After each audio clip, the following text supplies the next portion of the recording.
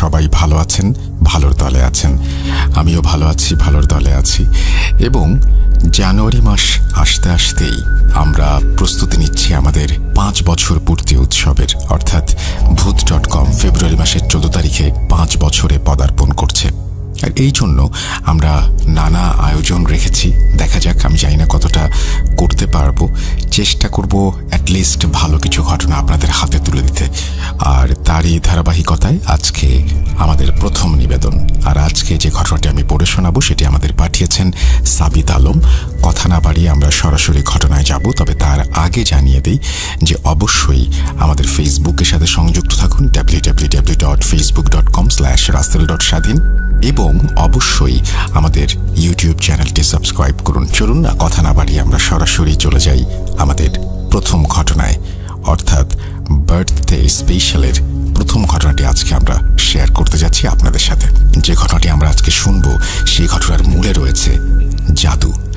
আমিও খুব অবাক হয়েই পড়ছিলাম ঘটনাটি প্রথমবারের মতো, এবং আমিও শিখলাম, জানলাম কালো জাদু কোনটি, সাদা জাদু কোনটি।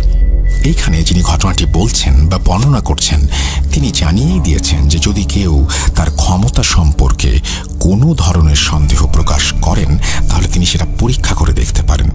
আমরা আপনাদেরকে শুধুমাত্র ঘটনা শোনাতে চাই। সুতরাং এই ধরনের পরীক্ষা বা এই ধরনের এক্সপেরিমেন্ট আমরা এড়িয়ে যেতে চাই এবং এটারই পক্ষে, কারণ আমরা চাই না যে কোনো অনাকাঙ্ক্ষিত মুহূর্তের জন্ম হোক। আর সে কারণেই, খুব সঙ্গত কারণেই আমরা সেই অংশগুলো বাদ দিয়ে যাব। এবং এই ব্যাপারে আমি সাবিত আলমের সাথে কথাও বলেছি। জানেন আপনারা সবাই যে সাবিত আলম এই ঘটনাটি পাঠিয়েছেন, এবং সাবিত আলম আমাকে বলেছেন, অনুমতি দিয়েছেন যে হ্যাঁ, আপনি চাইলে এই অংশগুলো বাদ দিতে পারেন। যদি আপনারা খুব আগ্রহী হন তাহলে কি করবেন? তাহলে নিশ্চয়ই আপনাদের সাবিত আলমের সাথে এই বিষয়ে কথা বলতে হবে, আমার সাথে নয়। যাই হোক, আমরা চলে যাচ্ছি আমাদের আজকের ঘটনায়। আসসালামু আলাইকুম রাসেল ভাই ও প্রিয় শ্রোতা বন্ধুরা, কেমন আছেন আপনারা? আশা করি আল্লাহর রহমতে আপনারা সবাই ভালো আছেন, সুস্থ আছেন। আমিও ভালো আছি, আলহামদুলিল্লাহ। আমি আপনাদের সবার পছন্দের শো ভূত.com এর একজন মডারেটর এবং একনিষ্ঠ ভক্ত মোহাম্মদ সাবিত আলম, লিখছি ময়মনসিংহ বিভাগ থেকে। আজ আমি আপনাদের মাঝে আবারও হাজির হয়েছি নতুন একটি ঘটনা নিয়ে। কথা না বাড়িয়ে এবার বিরক্তিকর এক ঘটনার দিকে কর্ণপাত করে চলুন। বিরক্তিকর কেন বললাম সেটা আপনারা ঘটনা শুনে নিজেরাই বিচার করে নিতে পারবেন। তবে আমি দাবি করছি যে আপনারা এর আগে এমন কোনো ঘটনা কখনো শোনেননি। আজকের ঘটনাটি আমি কালেক্ট করেছি আমার পরিচিত একজন আঙ্কেলের কাছ থেকে। আঙ্কেলের নাম মোহাম্মদ আব্দুল হামিদ। উনি আমার কাছে আজ যে ঘটনাটি শেয়ার করেছেন সেটি মূলত ওনার খালাতো বোনের মুখে শোনা ঘটনা। ওনার খালাতো বোনের নাম শেয়ার না করে ঘটনাটি উপস্থাপন করার অনুমতি পেয়েছি বিধায় আমি ওনার খালাতো বোনের নাম প্রকাশ করছি না। হামিদ আঙ্কেলের খালাতো বোন বর্তমানে পর্তুগাল প্রবাসী। এই ঘটনাটি বলার আগে উনি দাবি করেছেন যে ওনার কাছে নাকি প্রধানত 4টে জিন রয়েছে, এবং এই জিনের সাহায্যে মানুষজনের কাছে তাদের আত্মীয় স্বজন বা বন্ধু বান্ধবের ওপর জাদু করতে আসলে তিনি সেই কাজ করে থাকেন। এই কাজের জন্য তিনি নাকি প্রচুর টাকা দাবি করেন। তিনি আরও বলেছেন যে যদি কেউ আজ তার বলা একটি কথাও মিথ্যা মনে করেন, যাই হোক, এটার পরে উনি ওই পদ্ধতির কথাটি বলেছেন যে কিভাবে, মানে কেউ যদি, উনি বলতে চাচ্ছেন যেটা, সেটা হচ্ছে কেউ যদি তার ঘটনা বা তার ক্ষমতা সম্পর্কে এতটুকু সন্দেহ প্রকাশ করেন বা এতটুকু সন্দিহান হন, তাহলে তিনি একটা পদ্ধতি বলে দিয়েছেন যে পদ্ধতির মাধ্যমে তিনি আপনার ঘরের মধ্যে কারো একজনের অস্তিত্ব অনুভব করাবেন। অর্থাৎ আপনি যদি ওই কাজটি করেন, এটা খুব সহজ একটা কাজ, কিন্তু আমি এটা বলতে চাই না, কারণ আমি চাই না যে কেউ এই পরীক্ষার মধ্যে দিয়ে যাক। কারণ আমি ভেবেছি কেউ যদি আমাকে এইরকম একটা পরীক্ষা নিতে চাই তো আমি যেতাম কিনা। দেখুন, এই পরীক্ষাটি খুবই সহজ, এবং সেটি করা মাত্র আপনি বুঝবেন যে আপনি আপনার ঘরে আর একা নন, সেই ঘরে অন্য কারো অস্তিত্ব আছে। কি হবে যদি আপনি এরকম কারো অস্তিত্ব অনুভব করেন? তাহলে প্রথম কথা হচ্ছে সবার আগে আপনি আমার উপরে রেগে যাবেন, এবং আপনি যদি ভয় পেয়ে যান তাহলে আরো বেশি আমার উপরে রেগে যাবেন, এবং সন্দেহ দূর করার জন্য এরকম কোনো পদ্ধতির ব্যাপারে আমি কথা বলতে আসলে রাজি নই। তবে যদি আপনাদের খুব বেশি আগ্রহ থাকে, আপনারা সরাসরি সাবিত আলমের কাছ থেকে সেটা জেনে নিতে পারেন, এবং সেগুলো নিশ্চয়ই আরো অনেক ধরনের উপায় থাকতে পারে। আমি নিজে এটা নিয়ে কোনো এক্সপেরিমেন্ট করতে চাই না আর কি। যাই হোক, আমরা চলে যাচ্ছি আমাদের ঘটনার পরের অংশে। শুরুতেই বলে রাখি যে এই ঘটনাটি সেই জাদুকরিনী মহিলা আমাকে 2 দিনে 2 পার্টে বলেছেন বিধায় আমিও ঘটনাটি পার্ট আকারেই লিখছি। তবে চিন্তা করবেন না প্রিয় লিসেনার্স, আমি আপনাদের নিরাশ করব না। আপনাদের কথা চিন্তা করেই আমি 2টি পার্ট একত্র করে পাঠালাম, যা আপনারা এই একটা ইমেলের মধ্যেই পেয়ে যাবেন। হামিদ আঙ্কেলের খালাতো বোনের বলা ঘটনাগুলো আমি ওনার ভাষাতেই বলছি, এবং অনিচ্ছাকৃত ভুল ত্রুটির জন্য সবার কাছে ক্ষমা চেয়ে নিচ্ছি। বলছেন জাদুকরিনী।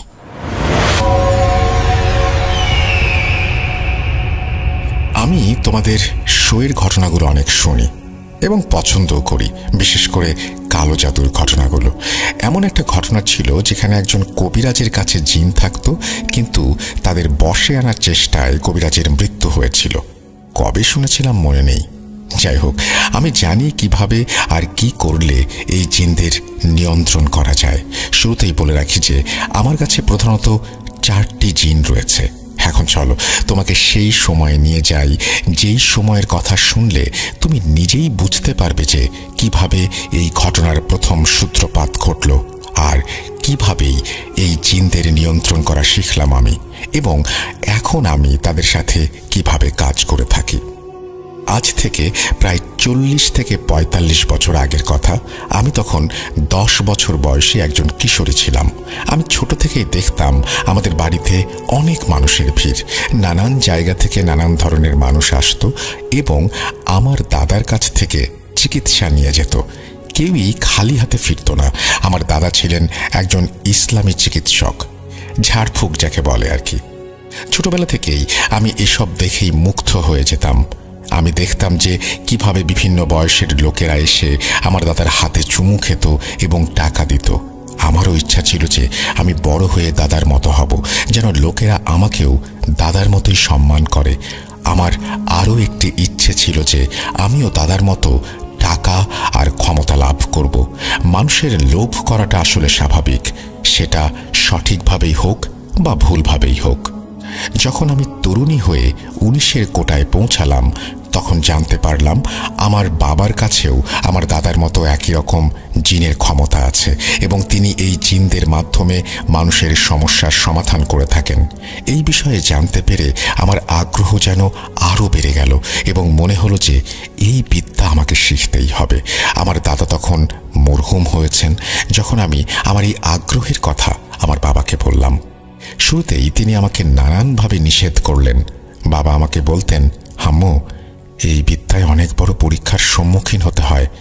তুমি এর মধ্যে ভালো কাজও করতে পারবে, আবার ভুল কাজও করতে পারবে। আমি কিভাবে বুঝবো যে তুমি শুধু ভালো কাজই করবে, খারাপ কাজ করবে না? আমি বাবাকে নানানভাবে বুঝিয়ে প্রতিজ্ঞা করেছিলাম আমি সব সময় মানুষের সেবা করার জন্য এই জ্ঞান ব্যবহার করব, অন্যথায় না। আমার এই প্রতিজ্ঞার উপর ভিত্তি করেই আমি আমার বাবার কাছ থেকে এই ক্ষমতা উত্তরাধিকার সূত্রে পেয়েছি, এবং সেই জিনগুলোও আমাকে উত্তরাধিকার হিসেবে মেনে নিয়েছে। প্রথম দিকে আমি এই জ্ঞানকে মানুষের উপকার করার কাজের জন্য ব্যবহার করতাম। আমি যখন মানুষের উপকার করতাম, তখন কিছু মানুষ আমাকে কৃতজ্ঞতা স্বরূপ উপহার হিসেবে মাঝে মাঝে টাকাও দিত। কিন্তু ধীরে ধীরে এমন কিছু লোক আসা শুরু করলো যারা তাদের খারাপ কাজ করার জন্য আমাকে অনেক বড় অঙ্কের টাকা দেওয়ার প্রস্তাব করে। এই অবস্থা দেখে আমারও লোভ হয়ে গেল, কারণ ভালো কাজ করে আমি যেই টাকা 1 মাসে উপার্জন করতাম, সেই পরিমাণ বা তার চেয়ে বেশি টাকা আমি একবারে কারো ক্ষতি করার জন্য পেয়ে যাচ্ছিলাম। আমি শুরু করলাম আমার জিনদের মাধ্যমে ক্ষতি করা, যাকে বলে কালো জাদুবিদ্যা। এই কাজ করতে করতে আমার লোভ যেন আরো বাড়তে লাগলো। যারা হালাল কাজ করার জন্য আমার কাছে আসতেন, তাদের সংখ্যা আস্তে আস্তে কমতে শুরু করলো, আর যারা কালো জাদুর কাজ করানোর জন্য আমার কাছে আসতেন, তাদের সংখ্যা ধীরে ধীরে বাড়তে লাগলো। বাবা, তোমার জ্ঞানের জন্য আর একটা কথা বলি, কালো জাদু আর সাদা জাদু আসলে আলাদা জিনিস নয়।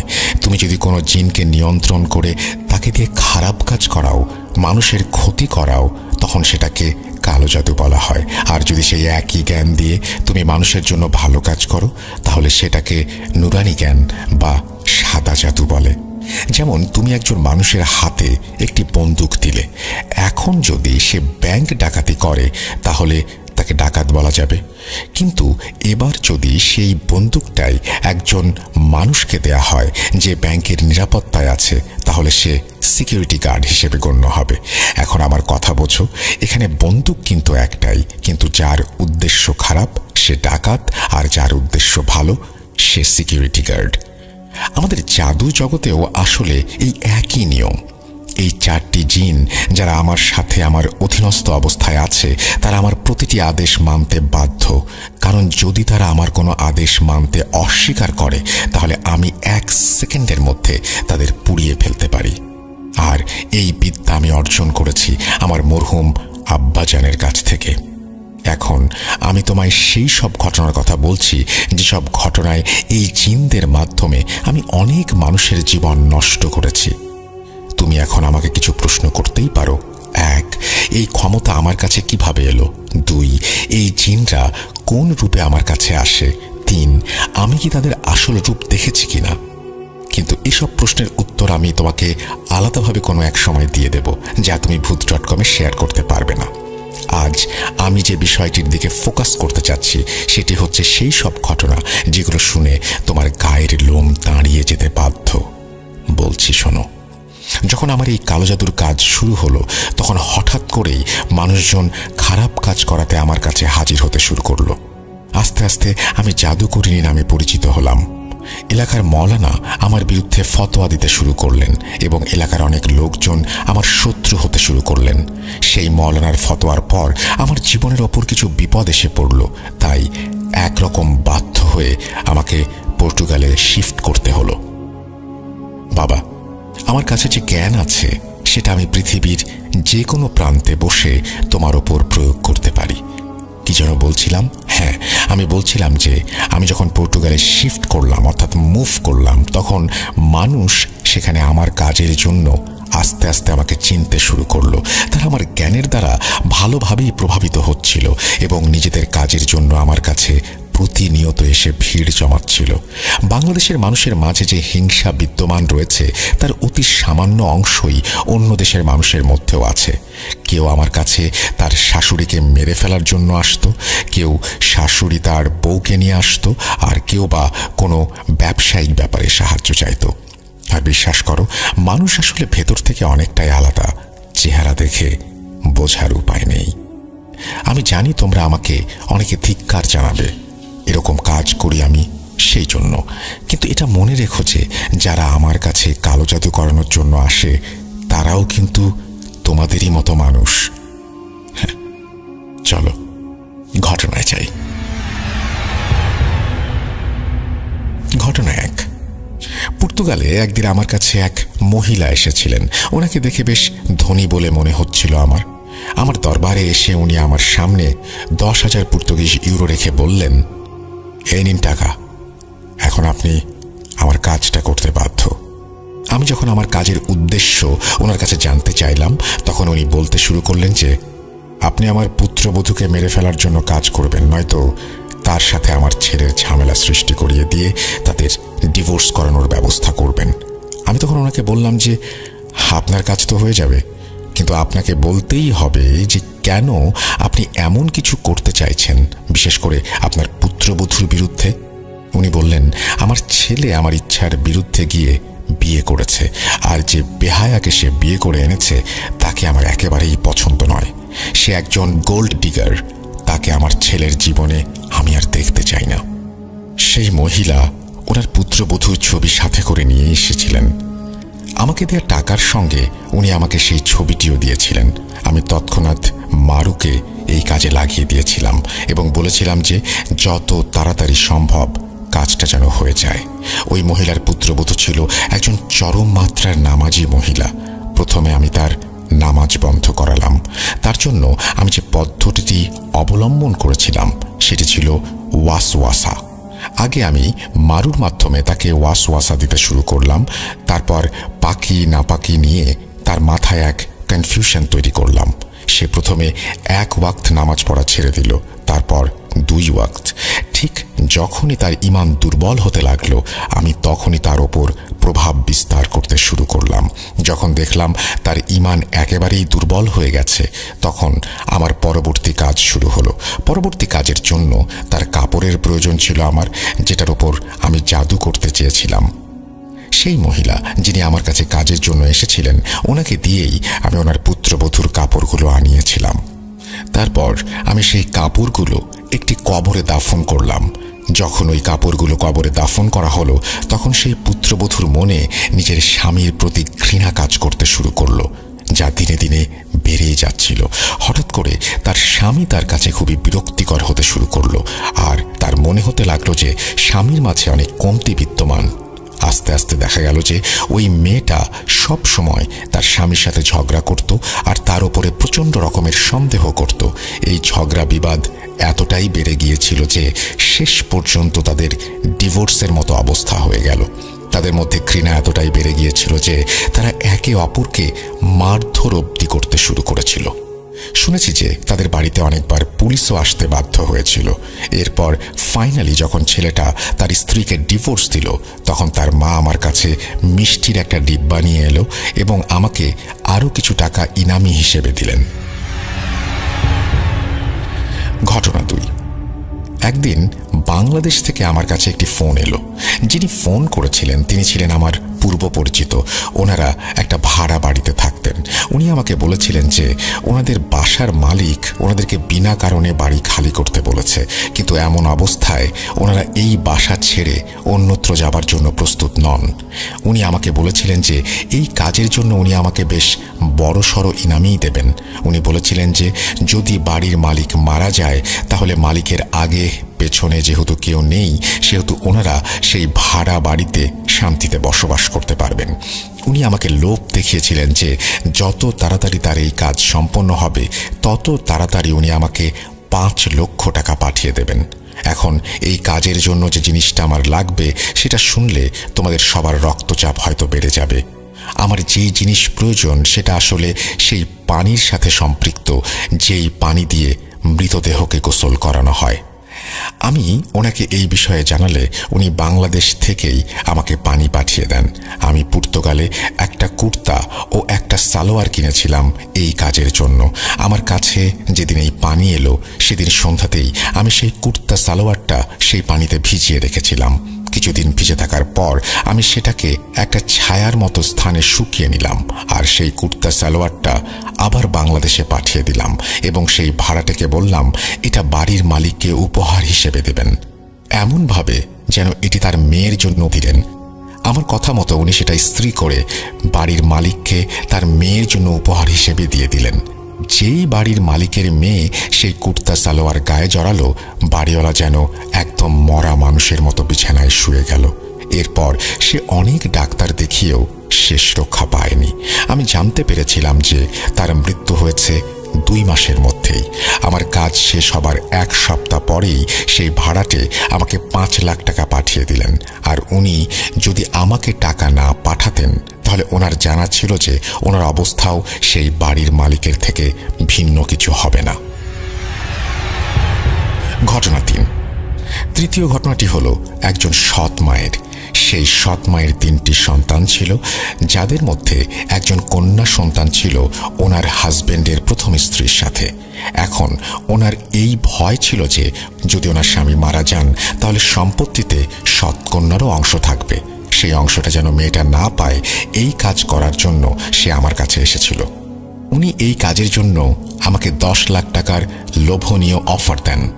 আমি জি হুজুর বলে কাজটা হাতে নিলাম। আমি ওনার কাছ থেকে 2 লক্ষ টাকা অগ্রিম নিলাম আর ওনাকে 2টা ডিম দিয়ে বললাম যে এই ডিমগুলো আপনার সৎ মেয়েকে খাওয়াতে হবে। উনি ডিমগুলো নিয়ে বাসায় চলে গেলেন। এরপর যখনই ওনার মেয়ে সেই ডিমগুলো খেলো, আমার সামাইল তার উপর হামলা করে দিল আর মেয়েটাকে আস্তে আস্তে পাগল বানিয়ে দিল। সেই মেয়েটা পাগল হয়ে সারাদিন ধরে নিজের শরীরের ওপর ছুরি, কাঁটা, ব্লেড দিয়ে জখম করতে লাগলো। তাকে বাধা দিতে গেলেও সে কারোরই হাতে আসতো না। তার বাবা যেহেতু ধনী ছিল, প্রথমে মেয়েটিকে উনি ডাক্তারের কাছে নিয়ে গেলেন, কিন্তু যখন পরিস্থিতি হাতের বাইরে চলে গেল তখন তাকে মানসিক হাসপাতালে ভর্তি করাতে হলো। আর যখনই সে হাসপাতালে ভর্তি হয়ে গেল, আমার জন্য সে সহজ শিকারে পরিণত হলো। আমি তাকে মানসিকভাবে আরও দুর্বল করে দিলাম।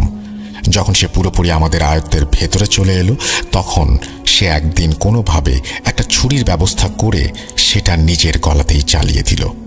হাসপাতালের লোকেরা ভেবেছিল সে আত্মহত্যা করেছে, কিন্তু আমি আর তার সৎ মা এই ব্যাপারগুলো ভালো করে জানতাম যেটা কার কাজ। ঘটনা 4।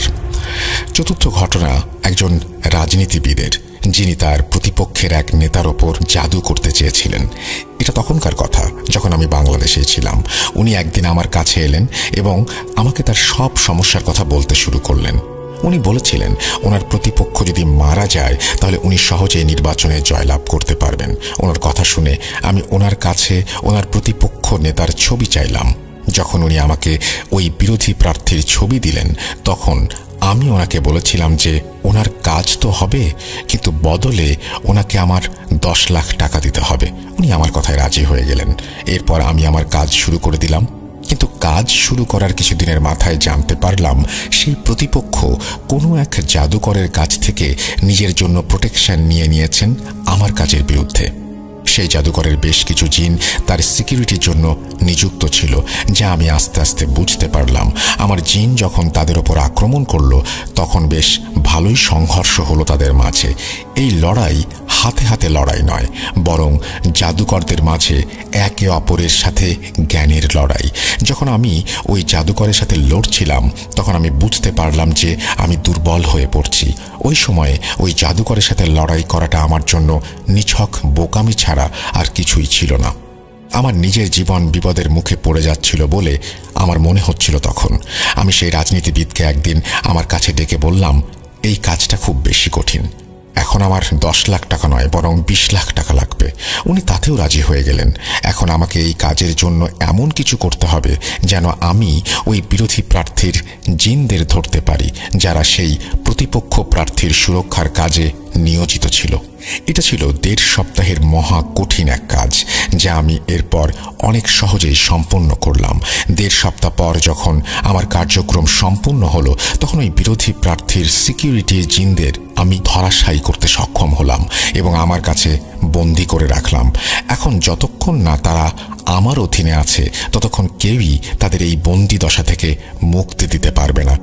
এরপর আরেকটি কাজ আমি করেছিলাম, সেটা হলো আমার অধীনস্থ জিনদের মাধ্যমে ওই জাদুকরকে মেরে ফেললাম, কারণ সে ভবিষ্যতে আমার ক্ষতির কারণ হতে পারে। এক ঢিলে 2 পাখি মারা হলো।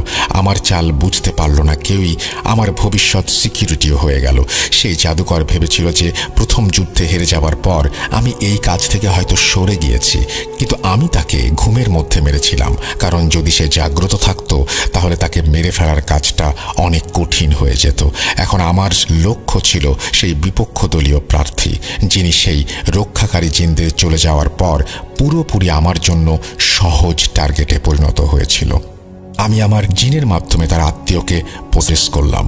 এরপর আমার জিন ওনার ওপর এমন এক মৃত্যু দিল যে তার মৃত্যু একদম স্বাভাবিক বলেই মনে হলো। তার পরিবারের লোকেরা পোস্টমর্টমও করালো না। করালেই বা আমার কি? হতে পারে তার পোস্টমর্টম রিপোর্টেও জানা যেত যে তার মৃত্যু স্বাভাবিক ছিল না, বরং তাকে গলা টিপে মারা হয়েছে। এবার খুঁজতে থাকো কে মেরেছে। শেষমেশ ধরা যদি কাউকে পড়তেই হয়, তবে ধরা পড়লে পড়তো সেই বিপক্ষ দলীয় নেতার আত্মীয়ই। এটা ছিল সেই ঘটনা যার পর আমি পর্তুগালে যেতে বাধ্য হয়েছিলাম, কারণ সেখানকার পরিস্থিতি আস্তে আস্তে খারাপ হতে শুরু করেছিল এবং এও সম্ভব ছিল যে আমাকে ধরে ফেলতে পারত মানুষ। পঞ্চম ঘটনা হলো একজন পরিচিত ব্যবসায়ীর। এই বাংলাদেশি ব্যবসায়ী কানাডায় থাকতেন। ওনার একজন প্রতিদ্বন্দ্বী ব্যবসায়ী আমার কাছে আসেন এই কামনা নিয়ে যে উনি সেই কানাডা প্রবাসীর ব্যবসা শেষ করতে চান। এরপর যখন উনি আমাকে টাকা দেওয়ার প্রস্তাব করলেন, আমি সঙ্গে সঙ্গে রাজি হয়ে গেলাম। এখন আমার সেই কানাডার ব্যবসায়ীর সকল তথ্যের প্রয়োজন। শুধু কালজাদু করতে চাওয়া ব্যক্তিটি আমাকে সেই কানাডার ব্যবসায়ীর ও তার মায়ের ছবি এনে দিলেন। ওনার মায়ের নাম আর ওনার নামও বললেন। আমি আমার জিনের দলকে সেখানে পাঠালাম যাতে তারা দেখতে পারে যে কোনো জাদুকর ওনার রক্ষায় নিয়োজিত আছে কিনা। যখন জানতে পারলাম যে সে সব জাদুতে বিশ্বাস করে না, তখন উনি আমার সহজ শিকারে পরিণত হয়ে গেলেন। আমি জিনের মাধ্যমে ওনার ওপর জাদু করতে শুরু করলাম। ওনাকে জাদু করা মিষ্টি খাওয়ালাম আর ওনার চায়ের মধ্যে ছাগলের রক্তের কয়েক ফোঁটা দিয়ে দিলাম। এই যে কাজগুলোর কথা আমি বলছি, সেই সব কাজ আমার সেই জিনগুলোই করেছিল। আমি এসব কাজ করে ওনার মস্তিষ্ক এমনভাবে নিয়ন্ত্রণ করছিলাম যে উনি সঠিকভাবে যেন কোনো ব্যবসায়িক সিদ্ধান্ত নিতে না পারেন। সঠিক সিদ্ধান্ত না নেয়ার কারণে ওনার ব্যবসায় বেশ কিছু ক্ষতি হয়ে গেল। আমার জিনও ওনার ওপর সবসময় নজর রাখত। যে কোনো সঠিক কাজ করতে গেলে তাকে সেখান থেকে পথভ্রষ্ট করে দেওয়া হতো। কয়েক মাস পর সে এত বড় ব্যবসায়ী রাস্তায় এসে দাঁড়িয়েছিল। বেচারা এত বড় ক্ষতি সহ্য করতে না পেরে মানসিক ভারসাম্য হারিয়ে ফেলল। শোনো, ঘটনা তো অনেক আছে, যদি তুমি বলো তবে আমি শুনিয়ে দিতে পারি। আমার কাছে তো অনেক ধরনের মানুষ আসে। আমি যে দাবি করছি ঘটনার শুরুতে, সেই দাবি আমি পুনরায় করছি। যদি তোমাদের বা তোমাদের শ্রোতাদের আমার দাবি মানতে অস্বীকৃতি থাকে বা যদি মনে করো যে সব ঘটনা ভুয়া, তাহলে একটা কাজ করো। যদি তোমাদের মধ্যে কেউ আমাকে পরীক্ষা করতে চাও। আগেই বলেছিলাম, এখানে তিনি আবারও বলেছেন যে যদি আপনি সন্দিহান হন, এরপরে তিনি যেটা বলেছেন সেই পদ্ধতির কথা, তিনি আপনাকে বিশ্বাস করাতে সক্ষম যে এই পদ্ধতির মাধ্যমে আপনি আসলেই আর সন্দেহ রাখবেন না। যাই হোক, আমি সেটা স্কিপ করে গেলাম। এই জাদুকরণী মহিলা সেদিনের মতো ওনার ঘটনা শেষ করলেন। প্রিয় লিসেনার্স, কি ভাবছেন? ঘটনা শেষ? হ্যাঁ, শেষ। তবে অর্ধেক, বাকি অর্ধেক শুনবেন না? যেমনটা আমি ঘটনার শুরুতে বলেছিলাম যে আমি এবার 2 পার্টে একই সাথে বলবো, একই ইমেলে লিখব শুধুমাত্র আপনাদের জন্য। আমি ঠিক তেমনটাই করতে যাচ্ছি। জাদুকরণীর এসব ঘটনা সেদিনের মতো শেষ করে আমি ঘটনাটি উনি যতটুকু বলেছিলেন ততটুকু লিখে সেদিনের মতো ঘুমানোর প্রস্তুতি নিলাম। এখন আমি আপনাদের সঙ্গে আমার ব্যক্তিগত অভিজ্ঞতা শেয়ার করতে চাই। যেদিন আমি এই ঘটনাগুলি লিখে ঘুমানোর জন্য শুয়ে পড়লাম, সেদিন রাতে ভোর 4:43 আমার ঘুম ভাঙল। আমি দেখলাম যে আমি মনে হয় উল্টো হয়ে আমার বুক বিছানার দিকে দিয়ে শুয়ে আছি। হঠাৎ মনে হলো আমার শরীরের নিচে থাকা তোষকটা যেন নড়ছে আর বুকটা ধরফর করছে। এতটা বেগে ধরফর করছিল যে মনে হচ্ছিল আমার শরীর কাঁপছে। আমি ভাবছিলাম যে এভাবে সবকিছু কাঁপছে কেন। আমার মাথায় এলো যে ভূমিকম্প হচ্ছে না তো আবার। আমি আমার ঘরের দরজার দিকে তাকালাম। মনে হচ্ছিল দরজাটা কাঁপছে খটখট আওয়াজ করে। হঠাৎ মনে হলো আমার কোমরের ওপর থাকা কম্বল কেউ ধরে টেনে নিয়ে যাচ্ছে। এসব বিষয়ে রিসার্চ করতে করতে মাঝে মাঝে ভয় জিনিসটা তেমন ছিল না। আমি বিছানা থেকে উঠে ডাইনিং রুমের দিকে গেলাম। ফ্যানের দিকে তাকিয়ে দেখলাম যে ফ্যান তো একেবারে স্থির, ভূমিকম্প তো হচ্ছে না। আমি বেসিনে মুখ ধুয়ে আমার ঘরের বারান্দায় গিয়ে একটা সিগারেট ধরালাম। রাত তখন 4:58।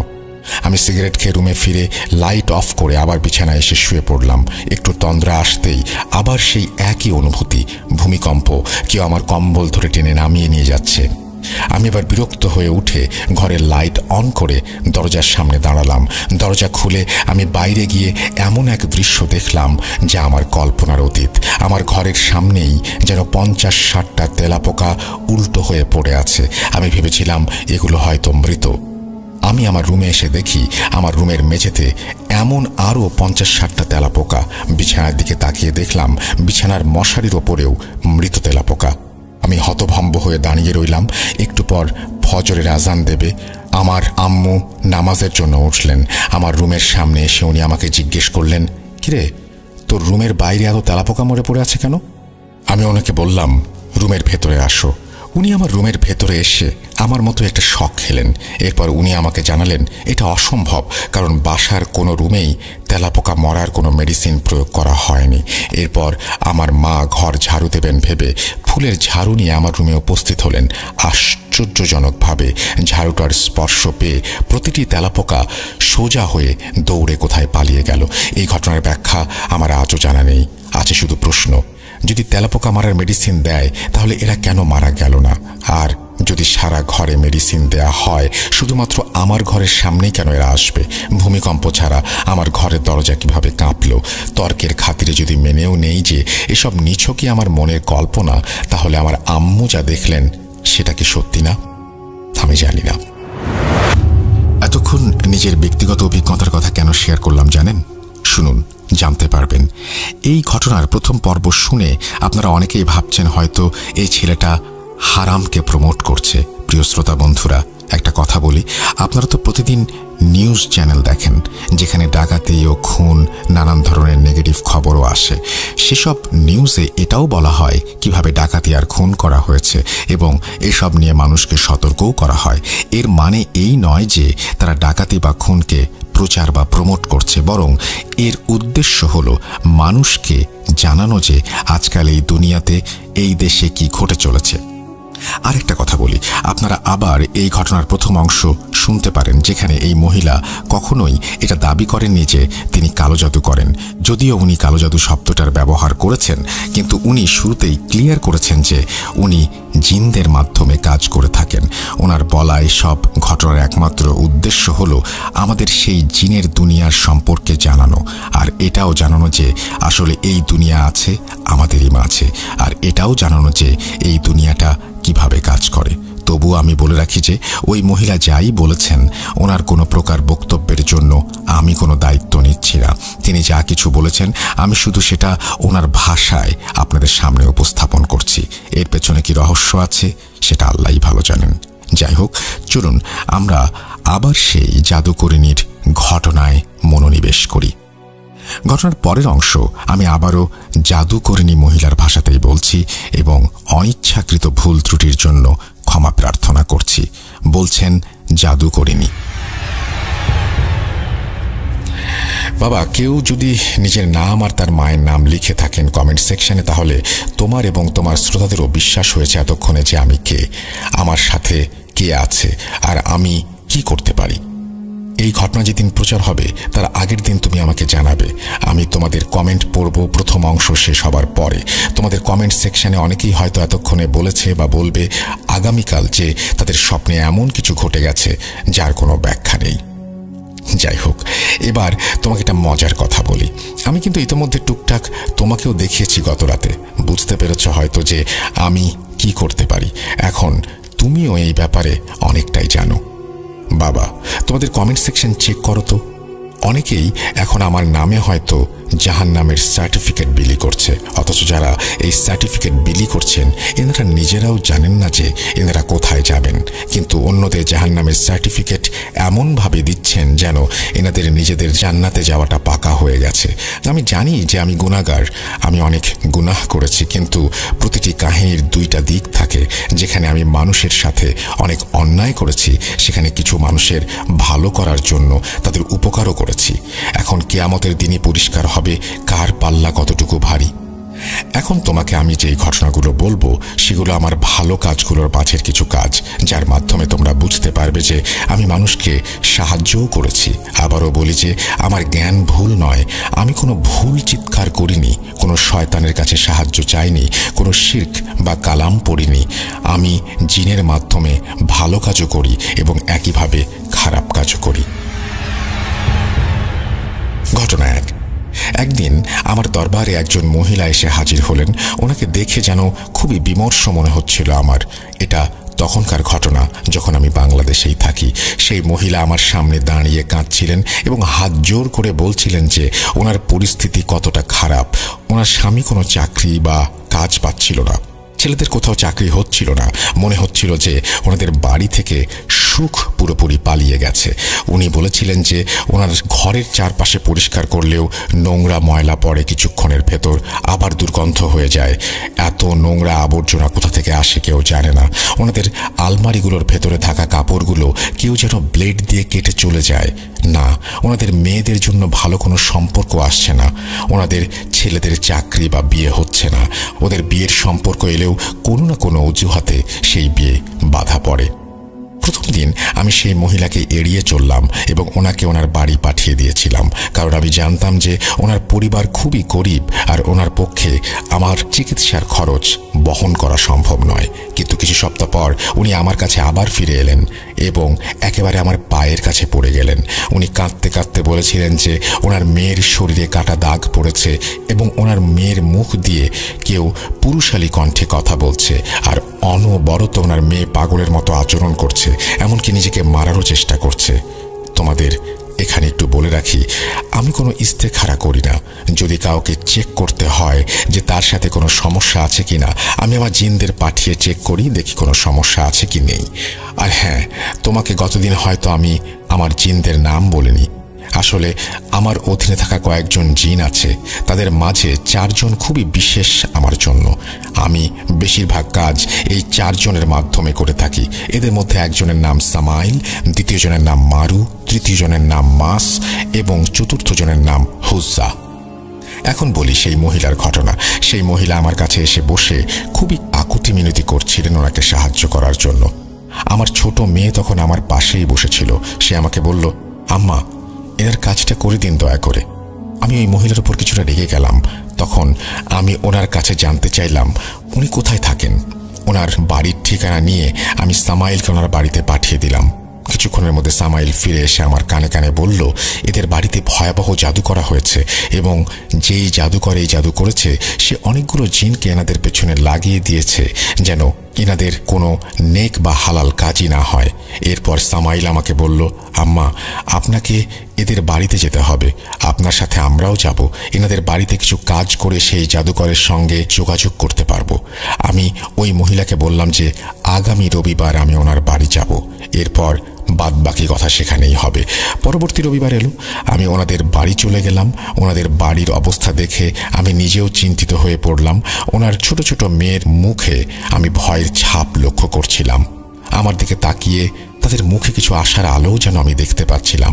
তারা যেন আমাকে এক ধরনের মাসিহা মনে করতে শুরু করেছিল, যেন তাদের এই সমস্যা থেকে আমি বের করে নিয়ে আসতে পারি। আমি যখন ওনাদের বাড়িতে প্রবেশ করলাম তখন সেখানে কোনো জিনদের দেখা পেলাম না। হয়তো তারা আমার আসার খবর শুনে পালিয়ে গেছে। সামাইল আমাকে জানালো, আম্মা, বাকিরা এখান থেকে পালিয়ে গেছে। আমি জিন দেখতে পারি, কিন্তু তারা আমাদের মতো একে অপরকে দেখে না। এই দৃষ্টিশক্তিটা শুধুমাত্র একজন আধ্যাত্মিক ব্যক্তির কাছেই থাকে, যা অনেক সময় জন্মগত হয়, আবার অনেক সময় অর্জন করা যায়। সাধারণ মানুষ হয়তো এটা বুঝতে পারবেন না। যাই হোক, ওনাদের বাড়িতে কিছু একটা আছে। আমি খেয়াল করলাম যে তাদের বাড়ির ওপর অনেকগুলো কাক আর চিল ঘোরাফেরা করছে। যদি কারো বাড়ির ওপরে চিল আর কাক এভাবে ঘোরে তাহলে 100% প্রমাণ যে ওই বাড়ির ওপর কালো জাদু করা হয়েছে। আমি বাড়ির প্রতিটি সদস্যের সাথে আলাদা আলাদাভাবে কথা বললাম। তাদের আমি জিজ্ঞেস করছিলাম যে তারা কি কি অনুভব করেছে এই বাড়িতে। তাদের সবচেয়ে ছোট 9 বছরের মেয়েটা বলেছিল সে দেখতে পায় একজন মহিলাকে যার শরীর আগুনে পুড়ে যাচ্ছে এবং সেই মহিলা তাকে নাকি স্বপ্নে এসেও ভয় দেখায়। সেই মহিলার ইমিডিয়েট বড় বোন বলতে শুরু করলো যে সে ঘরে নানান ধরনের ছায়া দেখে এবং প্রায়ই ঘুমের মধ্যে কেউ নাকি তাকে তুলে নেওয়ার চেষ্টা করে। ওই বাচ্চাদের বাবাকে দেখে একজন ভালো মানুষ বলেই মনে হচ্ছিল আমার। ওনার চেহারায় সাদা দাড়ি ছিল, কপালে নামাজি দাগ স্পষ্ট। আমি ওনার কাছে জানতে চাইলাম যে ভাইজান, আপনার সাথে কি কিছু হয়েছে?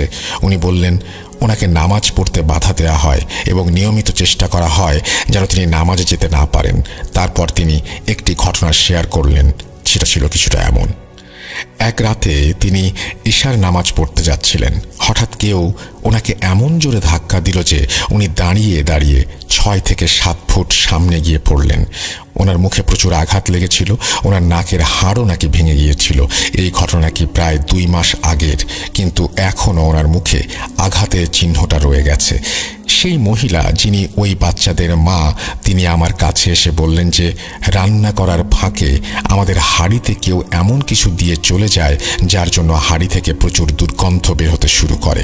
আমরা অনেক চেষ্টা করেছি কিন্তু কিছুই বুঝতে পারিনি যে আসলে এই কাজটা কে করেছে।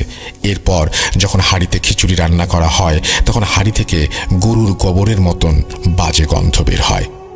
আমি এসব শুনে ওনার মেয়ের সাথে দেখা করতে চাইলাম, যার শরীরে কাটা দাগ ভেসে উঠেছিল আর যার ওপর জিন হাজির হয়েছিল। আমি সেই মেয়ের ঘরে ঢুকতেই দেখলাম যে সে একদম অযত্নে ঘুমাচ্ছে, কিন্তু আমার ঘরে ঢোকার সাথে সাথেই সে বিছানায় উঠে পড়ল। আমি তার চোখের দিকে তাকিয়ে দেখলাম, আমার মনে হলো তার মধ্যে কিছু একটা অবশ্যই আছে। সে বিছানা থেকে লাফ দিয়ে উঠে আমাকে আক্রমণ করতে চেষ্টা করলো, কিন্তু মাঝপথেই সামাইল আর মারু তাকে ধরে ফেলল। এরপরে সে একেবারে অভ্রান্তভাবে চিৎকার করছিল আর হাত পা ছোড়াছুড়ি করছিল আর আমার ওপর আক্রমণের চেষ্টা করছিল অনবরত। আমি সামনে এগিয়ে গিয়ে তার মুখে জোরে একটা চড় মারলাম, আর সাথে সাথে সে একদম ছোট বাচ্চার মতো মন খারাপ করে বিছানায় বসে পড়ল। আমি তার কাছে প্রশ্ন করতে শুরু করলাম, তুই কে? তোকে কে পাঠিয়েছে? তোর পেছনে কোনো জাদুকর আছে? বল। সে বলল, আমাকে তো ওই জাদুকর তার গোলাম বানিয়ে রেখেছে। যদি আমি তার নাম বলি তবে সে আমাকে মেরে ফেলবে আপা। এখন ওই জাদুকরের সাথে যোগাযোগ করতে হলে আমাকে কাজ করতে হবে। আমি বাড়ির সবাইকে ঘর থেকে বাইরে পাঠিয়ে দিলাম, শুধু ওই মেয়েটিকে বাদে। মেয়েটি তখনও আমার সামনেই বসা অবস্থায় ছিল। আমি সামাইল আর মারুকে নিয়ে ঘরে মেয়েটির সামনে ছিলাম।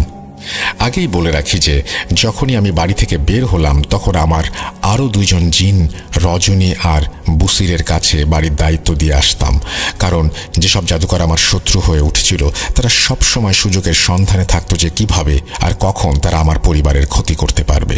সেই কারণে রজনী আর বুসির আমার অনুপস্থিতিতে বাড়িটা রক্ষার কাজ করত। যাই হোক, আমি সেই মেয়েকে সামনে বসিয়ে আমার মতো জাদুর আয়াত পড়া শুরু করলাম। কিছু সময় পর সেই জাদুকর আমাকে তার জিনের মাধ্যমে তার বার্তা পাঠাতে লাগলো। এটা এমন একটা পরিস্থিতি যখন আমরা জাদুকররাই আর এক জাদুকরের বিরুদ্ধে লড়াই করি। এই লড়াই চলাকালীন আমরা একে অপরের শক্তি সম্পর্কে ধারণা পাই। সেই জাদুকরও আমার শক্তির কথা বুঝে গিয়েছিল। আমি সামাইল আর মারুকে তার ডেরায় পাঠিয়ে দিয়েছিলাম। সেই জাদুকর তৎক্ষণাৎ পিছনে হটতে বাধ্য হলো আমার খবর পেয়ে এবং আমাকে খবর পাঠালো, ঠিক আছে, আমি আমার জিনদের ফিরিয়ে নিচ্ছি। যখন আমি তাকে খবর পাঠিয়ে জিজ্ঞেস করলাম যে এই কাজটা কে করাচ্ছে তাকে দিয়ে, আমার প্রশ্ন শুনে সে খবর পাঠিয়ে দিল, আপনি যেই বাড়িতে বসে আছেন ওই বাড়ির মহিলার স্বামীর বড় ভাইয়ের বউ আমাকে দিয়ে এই জাদু করাচ্ছে। আমি কারণ জানতে চাইলে সে বলল, ওই মহিলা তার ছেলের সাথে এই বাড়ির এই মেয়ের বিয়ে দিতে চেয়েছিল, কিন্তু যখন তারা বিয়েতে রাজি হয়নি তখন সে বাড়িতে আমাকে দিয়ে জাদু করিয়েছে। আমি জাদুকরকে খবর পাঠালাম আর বললাম যে ওই বাজে মহিলাকে যেন তাড়াতাড়ি ডেকে নিয়ে আসে এবং আমার সাথে ফোনে কথা বলিয়ে দেয়। একটু পরেই সেই বাজে মহিলার ফোন আসলো, কিন্তু সে আমার সাথে খুব খারাপ ব্যবহার করছিল। বলছিল যে যদি এই জাদুকর পিছিয়ে যায় তাতে কি হয়েছে, আমি অন্য কাউকে দিয়ে এই জাদু করিয়ে নেব। তার কথা শুনে আমি বুঝে গিয়েছিলাম সে জেদি প্রকৃতির খারাপ ধরনের মানুষ এবং প্রতিশোধের নেশায় পুরোপুরি পাগল হয়ে গেছে। আমি তাকে প্রথমে ভালোভাবে বোঝানোর চেষ্টা করলাম, কিন্তু সে মানল না। এরপর আমি তাকে হুমকি দিয়ে বললাম যে তুই নিজের পরিণতি দেখে নিস, এই বাড়ির সবার কাছে এসে তোকে মাফ চাইতে হবে। এরপর একদিন সেই মহিলা কাপড় শুকাতে ছাদে এসেছিল। আমি আগে থেকেই মারুকে সেখানে ডিউটিতে রেখেছিলাম।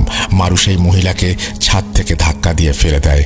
আমার নির্দেশ অনুযায়ী ছাদ থেকে পড়ে তার পা ভেঙে গেল। যখন তার পায়ের আঘাত কিছুটা ভালো হলো তখন সে হুইল চেয়ারে তার দেবরের পরিবারের কাছে এসে ক্ষমা চাইল এবং এবার তাদের ওপরে জাদু করানোর জন্য তওবা করল। ঘটনা 2। আরেকটা ঘটনা যে আমি তোমাকে বলবো সেটা হলো পর্তুগালের কোনো এক রয়্যাল ফ্যামিলিকে নিয়ে। একদিন আমি আমার এক মুরিদের কাছ থেকে জানতে পারি যে সেই পরিবারের ওপর নানান রকমের সমস্যা চলছে। ওনারা নাকি অনেক পীর ফকির চিকিৎসক দেখিয়েছেন, কিন্তু কেউই তাদের সমস্যার সমাধান করতে পারেনি। ওনারা আমাকে আমার এক পরিচিত ব্যক্তির মাধ্যমে বার্তা পাঠিয়ে ওনাদের বাড়িতে আসার আমন্ত্রণ জানালেন। বেশ নামিদামি লোক হওয়ার কারণে ওনারা নিজে আমার কাছে আসতে পারলেন না বিধায় আমি ওনাদের বাড়িতে যাওয়ার আমন্ত্রণ গ্রহণ করলাম। কিন্তু তখন আমি জানতাম না যে ওনাদের সঙ্গে ঠিক কী ধরনের সমস্যা আছে, কারণ ওনারা প্রায় সব কিছু গোপনে রেখেছিলেন। আর আমি চাইলে সামাইল বা মারুকে দিয়ে খোঁজ নেওয়াতে পারতাম, কিন্তু টাকা ছাড়া এই কাজ আমি করবই বা কেন? যাই হোক, আমি যখন ওনাদের বাড়িতে পৌঁছালাম, অথবা বলতে পারো যে ওনাদের প্রাসাদে পৌঁছালাম, তখন দেখলাম ওনাদের পৈতৃক বাড়ির পেছনে একটা বিশাল বড় জঙ্গল ছিল। কিন্তু যেই মুহূর্তে আমি ওনাদের বাড়িতে প্রবেশ করলাম, চারিদিকে শুধু জিন আর জিনই দেখতে পেলাম। ওনাদের প্রাসাদের ছাদ থেকে নিচের মাটিতে, গলিতে, দরজার সামনে প্রতিটি জায়গাতেই জিন হাজির ছিল। এবং এরা কোনো সাধারণ জিন নয়, বরং আমার মনে হচ্ছিল যে যিনি এই জিনদের এখানে পাহারার দায়িত্বে দিয়েছেন তিনি সাধারণ কোনো জাদুকর নন। এরপর যখন আমি ওনাদের ঘরের ভেতরে প্রবেশ করলাম, তখন ওনারা আমাকে খুব উষ্ণ অভ্যর্থনা জানালেন এবং আমাকে সম্মানের সাথে বসালেন এবং খাওয়ালেন। আমি ওনাদের জিজ্ঞেস করলাম, আচ্ছা এবার আপনারা বলুন তো আপনাদের সমস্যাটা কি? কারণ ইতোমধ্যে আপনাদের বাড়িতে আমি যে ভারী পাহারা দেখেছি সেটা মোটেই স্বাভাবিক নয়। ওনারা আমাকে জানালেন যে পরিবারের 2 ছেলের মধ্যে সম্পত্তি নিয়ে অনেক ঝামেলা হচ্ছে। তারপর সেই পরিবারের একজন মহিলা বললেন, আমার স্বামীর ছোট ভাই আমার স্বামীর ওপর জাদু করিয়েছে। অর্থাৎ 2 ভাইয়ের পরিবারের মাঝে যেই পরিবারের ওপর জাদু হয়েছে সেই ভাইয়ের পরিবারই আমাকে এখানে ডেকে পাঠিয়েছে। ছোট একটা ছেলে আমার পাশে দাঁড়িয়ে বলল, আব্বু যেন কেমন করে আন্টি। আমি তাকে জিজ্ঞেস করলাম, তোমার আব্বু কোথায়? তখন সেই ছেলের মা বললেন, ওর আব্বু ওপরে ঘরে আছে, কিন্তু আপনি আগে বুঝে নিন এই কাজটা আপনি করতে পারবেন কিনা। আমি বললাম, আমি পারবো, আমাকে নিয়ে চলুন। সেই জাদুকর এই বাড়ির ওপর যত জিনের ডিউটি বসিয়েছিল তারা আমাকে দেখে খুবই সতর্ক হয়ে গিয়েছিল। তারা সব দিক থেকে আমাকে গভীরভাবে পর্যবেক্ষণ করছিল এবং ভয় দেখানোর চেষ্টা করছিল। কিন্তু যেহেতু আমি আমার নিরাপত্তা নিয়ে এসেছিলাম, অর্থাৎ সামাইল এবং মারু যেহেতু আমার সাথেই ছিল, সেহেতু তারা আমার ওপর আক্রমণ করতে পারছিল না। যখন সেই মহিলা আমাকে ওনার হাজব্যান্ডের ঘরে নিয়ে গেল, আমি তখন দেখলাম যে ওনার হাজব্যান্ড নিজের ঘরে এদিক থেকে ওদিকে হাঁটছে। ওনার ঘরে ঢুকতে আমি বুঝতে পারলাম যে ওনাকেও কেউ পজেস করেছে এবং উনি এই মুহূর্তে পজেস অবস্থাতেই আছেন। ওনার সম্পূর্ণ ঘর যেন ছায়ায় ডুবেছিল। এত আলো থাকার পরেও সেখানে ঘন কালো অন্ধকার যেন সব কিছু ঢেকে দিয়েছিল। প্রথমেই সেই মহিলার হাজব্যান্ড আমার দিকে তাকিয়ে জিজ্ঞেস করল, আরে ভাই, তুই তো আগে লোকজনদের উপর জাদু করতিস, এখন জাদু আমনের জন্য আসিস? উনি আমার সাথে বাংলা ভাষায় কথা বলছিলেন, যদিও তিনি বাংলা জানতেন না। এমনকি ওনার পরিবারের কেউই বাংলা জানত না। আমার সাথে কথা বলার জন্য ওনারা একজন অনুবাদক রেখেছিলেন যে আমাদের একে অপরের কথা বুঝিয়ে দিচ্ছিল। ওনার পরিবারও সেই মহিলার হাজব্যান্ডকে বাংলায় কথা বলতে দেখে রীতিমতো অবাক হয়ে গিয়েছিল। আমি ওনাদের বললাম, আপনারা একটু বাইরে গিয়ে বসুন, আমাকে একা একা রোগীর সাথে কথা বলতে দিন। এখন যেহেতু উনি একজন রয়্যাল ফ্যামিলির ওয়ারিশ, সেহেতু ওনার কিছু প্রোটোকল ছিল। ওনারা আমাকে একা রেখে যেতে একটু ভয় পাচ্ছিলেন। ওনাদের নিরাপত্তা কর্মীরাও আমাকে একা ওনার সাথে কাজ করতে দিচ্ছিলেন না। অবশ্যই আর কোনো উপায় না দেখে ওনাদের পরিবার আমার কাজের অনুমতি দিলেন। ঘরের ভেতরে যেতেই আমি ওনাকে জিজ্ঞেস করলাম, বল তুই কে এবং এনাদের কেন বিরক্ত করছিস? সেই ব্যক্তি একটি কর্কশ পুরুষ কণ্ঠে আমার সাথে কথা বলতে লাগলো। আমি কিছুক্ষণ চুপ থেকে আমার জানা জাদুর পড়াগুলো পড়ছিলাম। এমন সময় হঠাৎ ওনার আওয়াজ মেয়েলি হয়ে গেল। আমি বারবার ওনাকে জিজ্ঞেস করছিলাম যে তাকে এখানে কে পাঠিয়েছে, কি তার নাম, কিন্তু সে আমার কথার উত্তর না দিয়ে আমাকে নিয়ে বিদ্রূপ করছিল। এবার আমি রেগে গেলাম, একটা মোমবাতিতে আগুন দিলাম এবং সেটা সেই পজেস ব্যক্তির নাকের কাছে ধরলাম, যা জিনকে পুড়িয়ে মারার পদ্ধতি।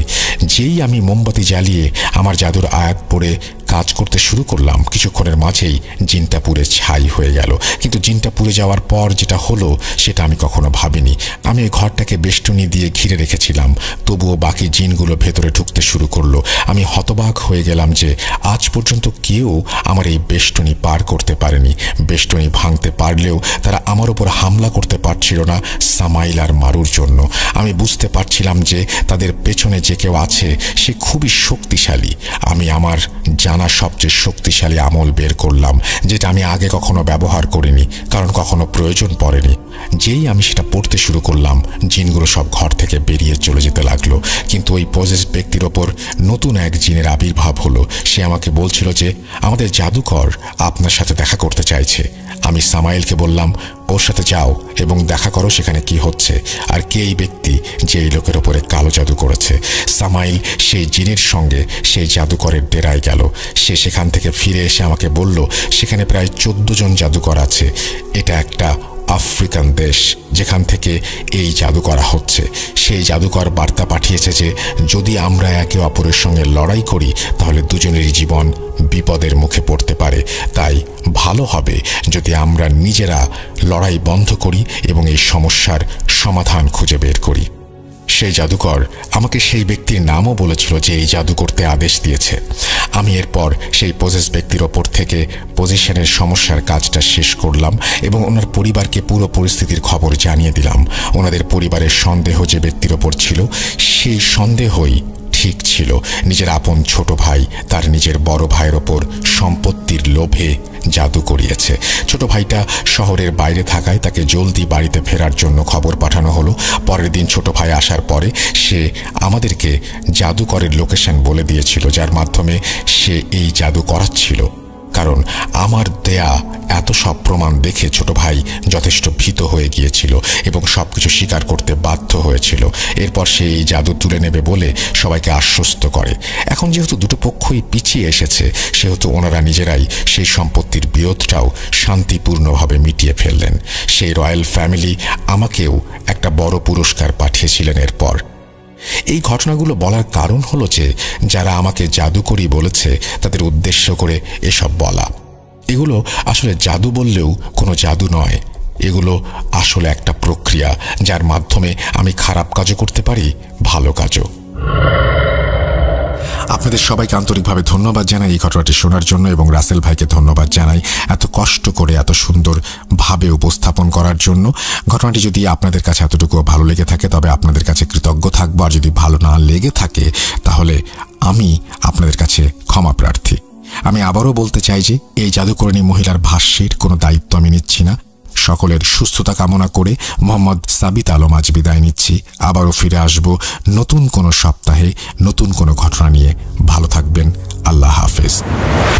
এই বলে সাবিত আলম তার ঘটনা শেষ করেছেন। বেশ লম্বা একটা ঘটনা এবং যে ঘটনাটি তিনি শেয়ার করেছেন এবং তিনি দুটো ভাগে এই ঘটনাটি প্রথমে ভাগ করেছিলেন, তারপরে একসাথে দুটো ঘটনা পাঠিয়েছেন। তিনি একটি ঘটনারই দুটি অংশ ছিল, সেটা একসাথে করে পাঠিয়েছেন। থ্যাংক ইউ সাবিত আলম, আপনাকে অসংখ্য ধন্যবাদ এবং আশা করছি যে আপনাদের কাছে ওই ঘটনাটি ভালো লেগেছে। আমি এখানে আসলে কোনো মন্তব্য করতে চাই না, কারণ আমি নিজেকে পারতপক্ষে আমি সবসময় নিজেকে খুব স্বল্প জ্ঞানী মনে করি, বিশেষত এই সমস্ত ব্যাপারে। যেখানে আমার জ্ঞান নেই, যেখানে আমার কোনো কিছু জানা নেই, সেখানে আমি কোনো মন্তব্য আসলে করতে চাই না। আর বাকিটা সাবিত আলম নিজেই বলে দিয়েছেন, যেহেতু উনি স্টোরি টেলার, উনি যেটা বলেছেন সেটাই আমার কাছে মনে হয় যে আপনাদের কাছে গ্রহণযোগ্য বেশি হবে। আমি চলে যাব আমাদের পরবর্তী ঘটনায়।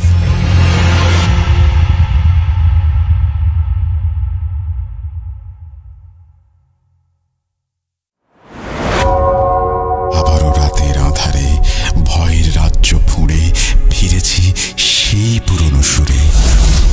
বিশ্বাস করা বা না করা আপনার ব্যাপার, but the old music comes alive. Voot.com The Fear Returns with Russell.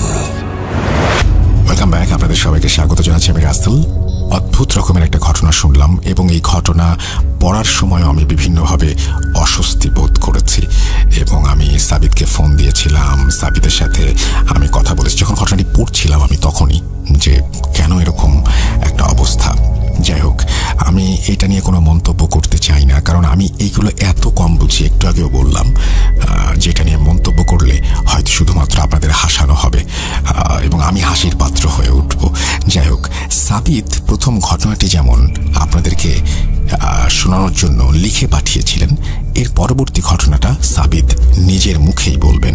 তো আমরা সরাসরি চলে যাব সাবিত আলমের কাছে এবং সাবিত আলম একটা ঘটনা আপনাদের নিজের মুখে বলে শোনাবেন। আপনারা জানেন যে সাবিত আলম শুধুমাত্র চমৎকার লেখেনই না, তিনি চমৎকার একজন স্টোরি টেলার। সুতরাং তার কণ্ঠে তার বলা ঘটনাটিও আশা করছি আপনাদের ভালো লাগবে। দেরি না করে চলুন শুনে আসি।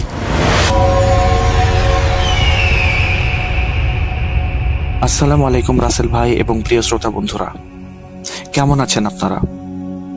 আমি আল্লাহর রহমতে সবসময় ভালো আছি। আমি মোহাম্মদ সাবিত আলম, Voot.com এর মডারেটর বলছি ময়মনসিংহ বিভাগ থেকে। আজকে আমি আপনাদের সামনে নিয়ে এসেছি সম্পূর্ণ নতুন একটি ঘটনা। যে ঘটনাটি আমার সাথে শেয়ার করেছেন আশরাফুল ইসলাম নামের একজন ব্যক্তি। ঘটনাটি মূলত ঘটেছিল ওনার ভাইয়ের সাথে। ওনার ভাইয়ের ঘটনাটি আজকে আমি নিজের ভাষায় ওনার কাছ থেকে শুনে আপনাদের সামনে উপস্থাপন করছি। শুরুতেই বলে রাখি, ঘটনাটি ঘটেছিল 2022 সালে ময়মনসিংহের কোনো একটি জায়গায়। চলুন এবার ঘটনার দিকে যাওয়া যাক। আশরাফুল সাহেব বলছেন যে ওনার ভাই খুবই মেধাবী এবং খুবই চতুর একজন মানুষ ছিলেন। প্যাঁচগোছ ওনার মধ্যে খুব বেশি একটা না থাকলেও উনি মোটামুটি বেশ চতুর ছিলেন। চতুরত্ব বলতে উনি ওনার কাজের ক্ষেত্রে খুবই বেশি ডেডিকেটেড ছিলেন এবং পড়ালেখায় খুব ভালো ছিলেন। ইভেন উনি তার পড়াশোনার জীবনে বেশিরভাগ জায়গাতেই পড়েছেন স্কলারশিপের মাধ্যমে। এতে করে বোঝা যায় যে আসলে উনি কতটুকু মেধাবী ছিলেন। উনি বাংলাদেশের কোনো একটি জায়গায় ভালো একটি অফিসে চাকরি করতেন। তখন আশরাফুল ভাই পড়তেন বাংলাদেশের কোনো একটি নামিদামি ইউনিভার্সিটিতে। ওনার ভাই একদিন সকালবেলা বাসায় এসে ওনার আব্বু আম্মুকে জানান যে উনি একটি ট্যুরে যেতে চান, যেই ট্যুরটি উনি বন্ধু বান্ধবদের সাথে যাবেন খাগড়াছড়ি এবং বান্দরবানের পাহাড় সাইড এলাকাতে। এখানে একটা কথা বলে রাখি যে আশরাফুল সাহেবের ভাইয়ের নাম ছিল ইসমাইল সাহেব। তো ইসমাইল সাহেব যখন বললেন যে উনি ট্যুরে যাবেন, তখন ওনার মা বাবা বিনা কোনো বাধায় রাজি হয়ে গেলেন। শুরুতে বলে রাখা ভালো যে ইসমাইল সাহেব কখনো মজা পছন্দ করতেন না। ইভেন উনি কারোর সাথে অকারণে মজাও করতেন না। এটা ছিল ওনার একটা গুণ। ট্যুর থেকে ফিরে আসলে ওনার বিয়ের কথা চলবে এই বলে জানিয়ে দিলেন ওনার বাবা মা ওনাকে। এই কথা জানানোর পরে ওনারও কোনো আপত্তি ছিল না আসলে বিয়ে শাদী করতে। তো পরিবারের বাকি যে ভাই বোনেরা ছিল ওনারা বেশ ভালোই খুশি হন যে পরিবারে একটা সুন্দর সময় আসতে যাচ্ছে, একটা সুন্দর টাইম আসতে যাচ্ছে যেখানে হচ্ছে বড় ভাইয়ের বিয়ে হবে, পরিবারের মধ্যে একটা সুন্দর একটা অনুষ্ঠান হবে। খুবই সুন্দর একটি সময়। শুধুমাত্র দেরি ছিল ওনার ভাইয়ের ট্যুর থেকে ফিরে আসা। যথারীতি ইসমাইল ভাই ওনার ট্যুরে চলে গেলেন। 7 দিন পর ইসমাইল ভাই ট্যুর থেকে ফিরে আসলেন। ওনার ট্যুর থেকে ফিরে আসার পরে ওনার পরিবার বেশ উৎফুল্ল হয়েছিলেন, কিন্তু সেই উৎফুল্লতা বেশি দিনের জন্য বা বেশিক্ষণের জন্য বলা ভালো, বেশিক্ষণের জন্য স্থায়ী হয়নি। কারণ উনি সবসময় অফিস থেকে হোক বা যেখান থেকেই হোক বাসায় ফিরে সবসময় ওনার আব্বু আম্মুর অবস্থান জিজ্ঞেস করতেন যে আব্বু তুমি কেমন আছো, আম্মু তুমি কেমন আছো, বা ভাইদেরকে খোঁজ নিতেন যে তোমরা কেমন আছো, বোনদের সাথে কিছুক্ষণ কথাবার্তা বলতেন। কিন্তু এবার ট্যুর থেকে ফেরার পরে উনি কারোর সাথে কোনো কথা না বলে একেবারে ডিরেক্ট উনার নিজের রুমে গিয়ে দরজায় তালা লাগিয়ে দিলেন। এই অবস্থা দেখে পরিবারের বাকি সদস্যরা মোটামুটি অবাক হয়ে যান যে এটা কি হলো। ইসমাইল তো কখনোই এরকম করে না। ও তো বাসায় এসে সবার আগে হচ্ছে মানুষের স্বাস্থ্য সম্পর্কে জিজ্ঞেস করেন, বাসায় থাকা সকল মানুষের। তো আজকে এটা কি হলো আসলে? যাই হোক, ওনারা চিন্তা করলেন যে ও হয়তো বা টায়ার্ড, এই কারণে হচ্ছে ও আজকে ঘুমাবে, এই কারণে নিজের রুমে চলে গেল, হয়তো বা খাওয়া দাওয়া করে এসেছে বাহির থেকে। সেদিনের মতো উনি ঘুমিয়ে গেলেন। তো আশরাফুল সাহেব যিনি ঘটনা বলছেন উনি বললেন কি যে ভাই কি রাতে খাওয়া দাওয়া করবে না? ওনার আম্মুকে উনি বললেন যে আমি তাহলে ভাইকে ডেকে নিয়ে আসি। তো ওনার আম্মু বললেন যে না থাক, দরকার নেই, ওকে ডাকার দরকার নেই, ও ওর মতো আজকে ঘুমাক। তো সেদিনের মতো খাওয়া দাওয়া শেষ করে সকলেই ঘুমিয়ে গেলেন। এর পরের দিনের ঘটনা, সকল ভাই বোনেরা এবং বাসার মা বাবা যারা আছেন সবাই ঘুম থেকে উঠে গেলেন, কিন্তু সেখানে ইসমাইল ভাইয়ের কোনো উপস্থিতি দেখা গেল না। যদিও ইসমাইল ভাই সবার আগে ঘুম থেকে উঠে ফজরের নামাজ আদায় করে উনি শরীর চর্চা করে তারপর অফিসের জন্য প্রস্তুত হন, কিন্তু সেদিন উনি ঘুম থেকে আর ওঠেননি। আশরাফুল ভাই তো চিন্তা করলেন যে কি ব্যাপার, ভাই তো প্রতিদিন এরকম সকাল সকাল উঠে পড়ে, আজকে ওনার কি হলো যে উনি ঘুম থেকে এখনো উঠলেন না? আসলে কোনো সমস্যা হলো কিনা উনি বুঝতে পারছিলেন না। কিন্তু ওনার সিক্স সেন্স ওনাকে বলছিল মনে হয় কোনো একটা সমস্যার মধ্যে ওনার ভাই বর্তমানে আছেন, যেটা আসলে ওনারা নেগলেক্ট করছেন বা পাত্তা দিচ্ছেন না খুব বেশি একটা। যথারীতি চিন্তা ভাবনা বাদ দিয়ে ওনাদের ভাই বোনেরা সকলে মিলে স্কুলে চলে গেলেন, কেউ কলেজে চলে গেলেন, ওনার বাবাও ওনার চাকরি ক্ষেত্রে চলে গেলেন। দুপুর 2টার দিকে যখন আশরাফুল ভাই ফিরলেন বাসায়, তখন উনি দেখলেন যে ওনার ভাইয়ের দরজা তখনও বন্ধ।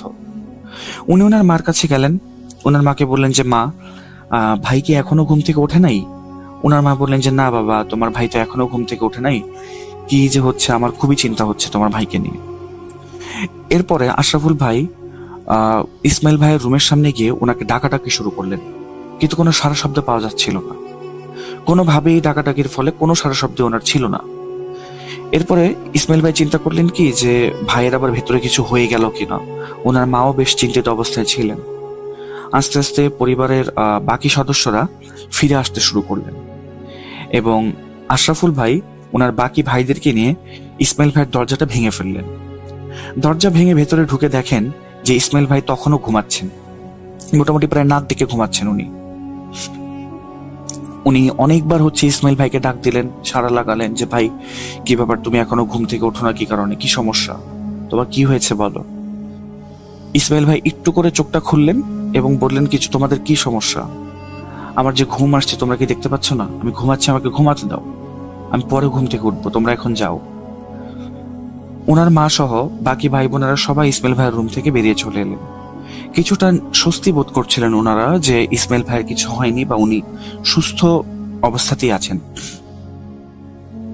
ইসমাইল ভাইয়ের মা চিন্তা করছিলেন কি যে ও অফিস আজকে হয়তো এই কারণে যায়নি, কারণ ওর শরীরটা হয়তো বেশি একটা ভালো নেই, ও হয়তো বাবার ছুটিয়ে নিয়েছে, তো ঘুমাক, সমস্যা নেই। সেই দিন উনি মোটামুটি প্রায় রাত 9টা পর্যন্ত ঘুমিয়েছিলেন এবং যখন রাত 9টা বাজে তখন ইসমাইল ভাইয়ের বাবা বাড়ি ফিরে আসলেন। বাড়ি ফিরে এসে উনি আশরাফুল ভাইকে ডেকে জিজ্ঞেস করলেন, তোমার ভাই কি এখনো ঘুম থেকে ওঠেনি? আশরাফুল ভাই বললেন যে না, আমার ভাইয়া তো এখনো ঘুম থেকে ওঠেনি, ওকে কি ডাক দিব? তো ওনার বাবা বললেন যে হ্যাঁ, তোমার ভাইকে গিয়ে ডাকো। আর ইসমাইল ভাইয়ের আব্বু ওনার আম্মুকে বললেন কি যে বুশরা, তুমি আজকে আমাদের খাবারটা ছাদে দিয়ে দাও, কারণ আজকের ওয়েদারটা খুব সুন্দর, হালকা হালকা বাতাস আছে, আমরা ছাদে বসেই খাবো। ইসমাইল ভাই এবং আশরাফুল ভাইয়ের আম্মুর নাম ছিল বুশরা এবং ওনার বাবার নাম ছিল মুস্তাকিম সাহেব। তো মুস্তাকিম সাহেবের কথা শুনে ইসমাইল সাহেবের আম্মু ছাদের মধ্যে সবার বসার একটা ব্যবস্থা করলেন। সেই অনুযায়ী খাবার দাবারের ব্যবস্থা করা হলো। একটু একটু করে খাবার দাবার আসছে তখন মুস্তাকিম সাহেব ওনার ছেলে আশরাফুল সাহেবকে বললেন কি যে তুমি এবার তোমার ভাইকে ডেকে নিয়ে এসো। তো উনি যখন ওনার ভাইকে ডাকতে গেলেন, ওনার ভাই বললেন কি যে হ্যাঁ, তোমরা যাও, আমি আসছি। 5 মিনিট হয়েছে, ওনারা খাবার দাবার খাচ্ছেন না, তখন আর কি খাবার দাবার এসে রেডি খাবার জন্য। মোটামুটি 10 মিনিট পার হয়ে যাওয়ার পরেও কেউ তখনও খাবার খাওয়া শুরু করেননি। ইসমাইল ভাইয়ের জন্য সবাই অপেক্ষা করছিলেন। এরকম টাইমে হঠাৎ করে ওনাদের পেছন থেকে নূপুরের আওয়াজ শোনা গেল, যে কোনো একটা মহিলা মানুষ নূপুর পরে আসছে। আশরাফুল ভাই আমাকে বলেছিলেন যে মহিলা মানুষের সাজসজ্জা বা পোশাক আদি এগুলো বিষয়ে ওনার খুব বেশি একটা ধারণা ছিল না। তখন পায়ের মধ্যে যে জিনিসটা পরে সেটা যে নূপুর, সেটাও উনি জানতেন না। যদি ওনার বোনেরা ছিল, তারপরে উনি এই বিষয়গুলো সম্পর্কে অবগত ছিলেন না। উনি যখন ওনার বোনকে জিজ্ঞেস করেন যে এটা কিসের শব্দ হচ্ছে, ওনার বোন তখন ভেরিফাই করে বলেন যে এটা নূপুরের শব্দ, যেটা মেয়ে মানুষরা সাধারণত পায়ে পড়ে থাকে। কিছুক্ষণের মধ্যে ওনাদের সামনে একজন মহিলার উপস্থিতি হয়, যাকে ওনারা কেউই চেনেন না। বাসার বাকি সকল সদস্য ওনাকে চেনার খুবই চেষ্টা করছিলেন যে এই মহিলাটা আসলে কে। এরপরে যখন ওই মহিলাটার মুখ থেকে একটুখানি কাপড় সরল, সবার মুখ থেকে যেন একটা চিৎকার বেরিয়ে গেল, আরে এটা তো আমাদের ভাই ইসমাইল, কি বেশভূষা করে এখানে এসেছে সে। ওনারা মোটামুটি প্রায় অবাক হয়ে গিয়েছিলেন ইসমাইল ভাইয়ের এই অবস্থা দেখে। তো ইসমাইল ভাইয়ের বাবা রাগ করে বললেন কি যে ইসমাইল, তুমি এটা কি শুরু করছো? সারাদিন ঘুমাইছো ঠিক আছে, বুঝতে পারলাম, কিন্তু তুমি এরকম কাপড় চোপড় কেন পরে আসছো? যাও, কাপড় চোপড় চেঞ্জ করে আসো। ইসমাইল ভাই কোনো কথা বলেন না, চুপ করে বসে আছে। এরপরে মুস্তাকিম সাহেব বললেন কি যে তুমি কি আমার কথা শুনতে পাও নাই? তুমি কাপড় চোপড় চেঞ্জ করে আসো, এটা কিরকম বেশভূষা? ওনার এই কথা শুনে ইসমাইল ভাই খুবই গাঢ় একটি মহিলা কণ্ঠে বললেন কি, মুস্তাকিম সাহেব, নিজের কাজে দেখেন, নিজের চরকায় তেল দেন, অন্যদেরকে নিয়ে এত চিন্তা করতে হবে না, আপনি আপনার কাজ করেন। এই কথা বলার পরে মুস্তাকিম সাহেব একদম চুপ হয়ে গেলেন। ওনার ছেলের ভয়েস থেকে একটি মহিলা ভয়েসে কথা আসছে, এই জিনিসটা উনি মেনে নিতে পারছিলেন না আসলে। এরপরে যখন ওনার আম্মুর দিকে ইসমাইল ভাই তাকালেন, উনি ওনার আম্মুকে নাম ধরে ডাকা শুরু করলেন। বললেন কি, বুশরা, আমি প্লেট নিয়ে বসে আছি, তুমি কেন খাবার দিচ্ছ না আমাকে খাবার দাও। উনি যখন এরপরে ভয় পেয়ে ইসমাইল সাহেবের আম্মু যখন ওনাকে খাবারটা পরিবেশন করলেন, তখন উনি গোগ্রাসে একে একে সকল খাবার একসাথে খেয়ে নিচ্ছিলেন। মানে বাড়িতে যতজন মানুষ ছিল 5-6 জনের খাবার উনি একাই খেয়ে নিচ্ছিলেন। এবং যখন ওনার মা ওনাকে জিজ্ঞেস করেন যে ইসমাইল তোমার কি হয়েছে, তখন উনি চেয়ারের মধ্যে নবাবী স্টাইলে পাটা করে ওপরের দিকে তুলে বসে হাতটা চেয়ারের পেছনে দিয়ে খুব অহংকারের স্বরে বলল কি, বুশরা, এত প্রশ্ন করবা না, তোমাকে যেটা করতে বলেছি তুমি ঠিক সেটাই করো। আমি চাই না তোমাদের কোনো ক্ষতি হোক। আমাকে খাবার দাবার ঠিক মতো খাওয়াও এবং তুমি ভেতরে আসো আমার সাথে, তোমার সাথে গল্প করব। এই কথা বলে ইসমাইল সাহেব ভিতরে চলে গেলেন। ওনার আম্মু তো ভয়ে একেবারে জড়সড় হয়ে গেলেন, উনি ভেতরে আর গেলেন না। সেদিনের মতো ইসমাইল সাহেব ঘুমিয়ে গেলেন। সকালবেলা ভোরবেলা দেখলেন কি সবাই যে ইসমাইল সাহেব ঘুম থেকে উঠে গেছেন, হাত মুখ ধুচ্ছেন এবং তখন ওনাকে খুবই স্বাভাবিক লাগছিল। দেখে মনে হচ্ছিল না যে ওনার আসলে কোনো সমস্যা হয়েছে বা কোনো সমস্যা আছে।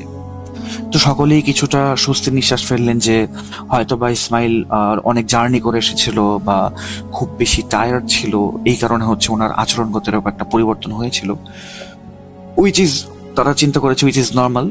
বাট এটা আসলে তাদের আরেকটু আমলে নেওয়া উচিত ছিল বলে বর্তমানে ওনারা মনে করেন।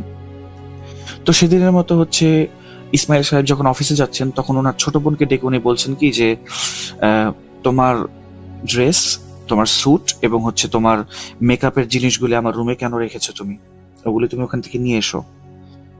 তো ওনার ছোট বোন যে আছে, ইমিডিয়েট ছোট বোন, ওনার থেকে বেশি ছোট না, 1.5 বছরের ছোট হবেন উনি, আপু। তো আপু বললেন কি যে ভাইয়া আমি তো কিছু রাখিনি, ওগুলো আসলে, উনি কিছু বলতে যাবেন এতটুকু পরে ওনার আম্মু হচ্ছে ওনাকে থামিয়ে দিয়ে বললেন কি, ইশারা করে বললেন যে ইসমাইল সাহেবকে যেন কিছু বলা না হয়। তো ওনার ছোট বোন বললেন কি ঠিক আছে ভাইয়া, আমি হচ্ছে এগুলি সরিয়ে আনবো, আপনি অফিসে যান। তো ইসমাইল সাহেব অফিসে চলে গেলেন। সন্ধ্যার দিকে যখন উনি বাসায় ফিরলেন এরপর সবাই দেখলো যে ওনার হাতে মার্কেটের ব্যাগ, মানে হচ্ছে উনি মার্কেট করে ফিরে এসেছেন, শপিং ব্যাগ আর কি। তো শপিং ব্যাগের ভেতরে উনি যখন নিয়ে যাচ্ছিলেন ভেতরে, তখন দেখা যাচ্ছে যে ওখানে শাড়ি, 3 পিস, মেকআপ আইটেমস আর হচ্ছে ফিমেল ফ্রেগ্রেন্সের যে পারফিউমগুলি আছে ওগুলো ছিল সেই ব্যাগগুলোর ভেতরে। তো এরকম অবস্থায় ওনারা সবাই আরেকটু ঘাবড়ে গেলেন যে ও এগুলো আবার কেন এনেছে, মেয়ে মানুষের জিনিসপত্র কেনই বা আনলো। বাট সবাই এটাও চিন্তা করেছিলেন যে ওনার যেহেতু 2টো বোন আছে ছোট, তো 2টো ছোট বোনের জন্য আনতেই পারেন, কোনো সমস্যা হয়তো বা নেই। বাট সেদিন রাতের বেলা যখন ওনারা খেতে বসলেন তখন উনি আবার, ইসমাইল সাহেব আবার সেই মহিলার বেশভূষা ধরে চলে এলেন এবং চলে আসার পরে এবার মুস্তাকিম সাহেব মানে ইসমাইল সাহেবের বাবা, উনি কিছুটা রেগে গিয়ে বললেন কি যে ইসমাইল অনেক হয়েছে, এবার তুমি এটা বাদ দাও, আর ভালো লাগছে না এই জিনিসটা। তো উনি, ইসমাইল সাহেব এই কথাটা শুনে টেবিলের মধ্যে জোরে একটা থাপ্পড় দিয়ে বললেন কি যে মুস্তাকিম সাহেব মুখ সামলে কথা বলেন, আমি আপনার চাকর না। আর বুশরা, তুমি আমাকে তখনই খাবার পরিবেশন করবা যখন আমি এই জায়গায় এসে দাঁড়াবো, আমাকে যেন অপেক্ষা করতে না হয়, যাও খাবার নিয়ে আসো।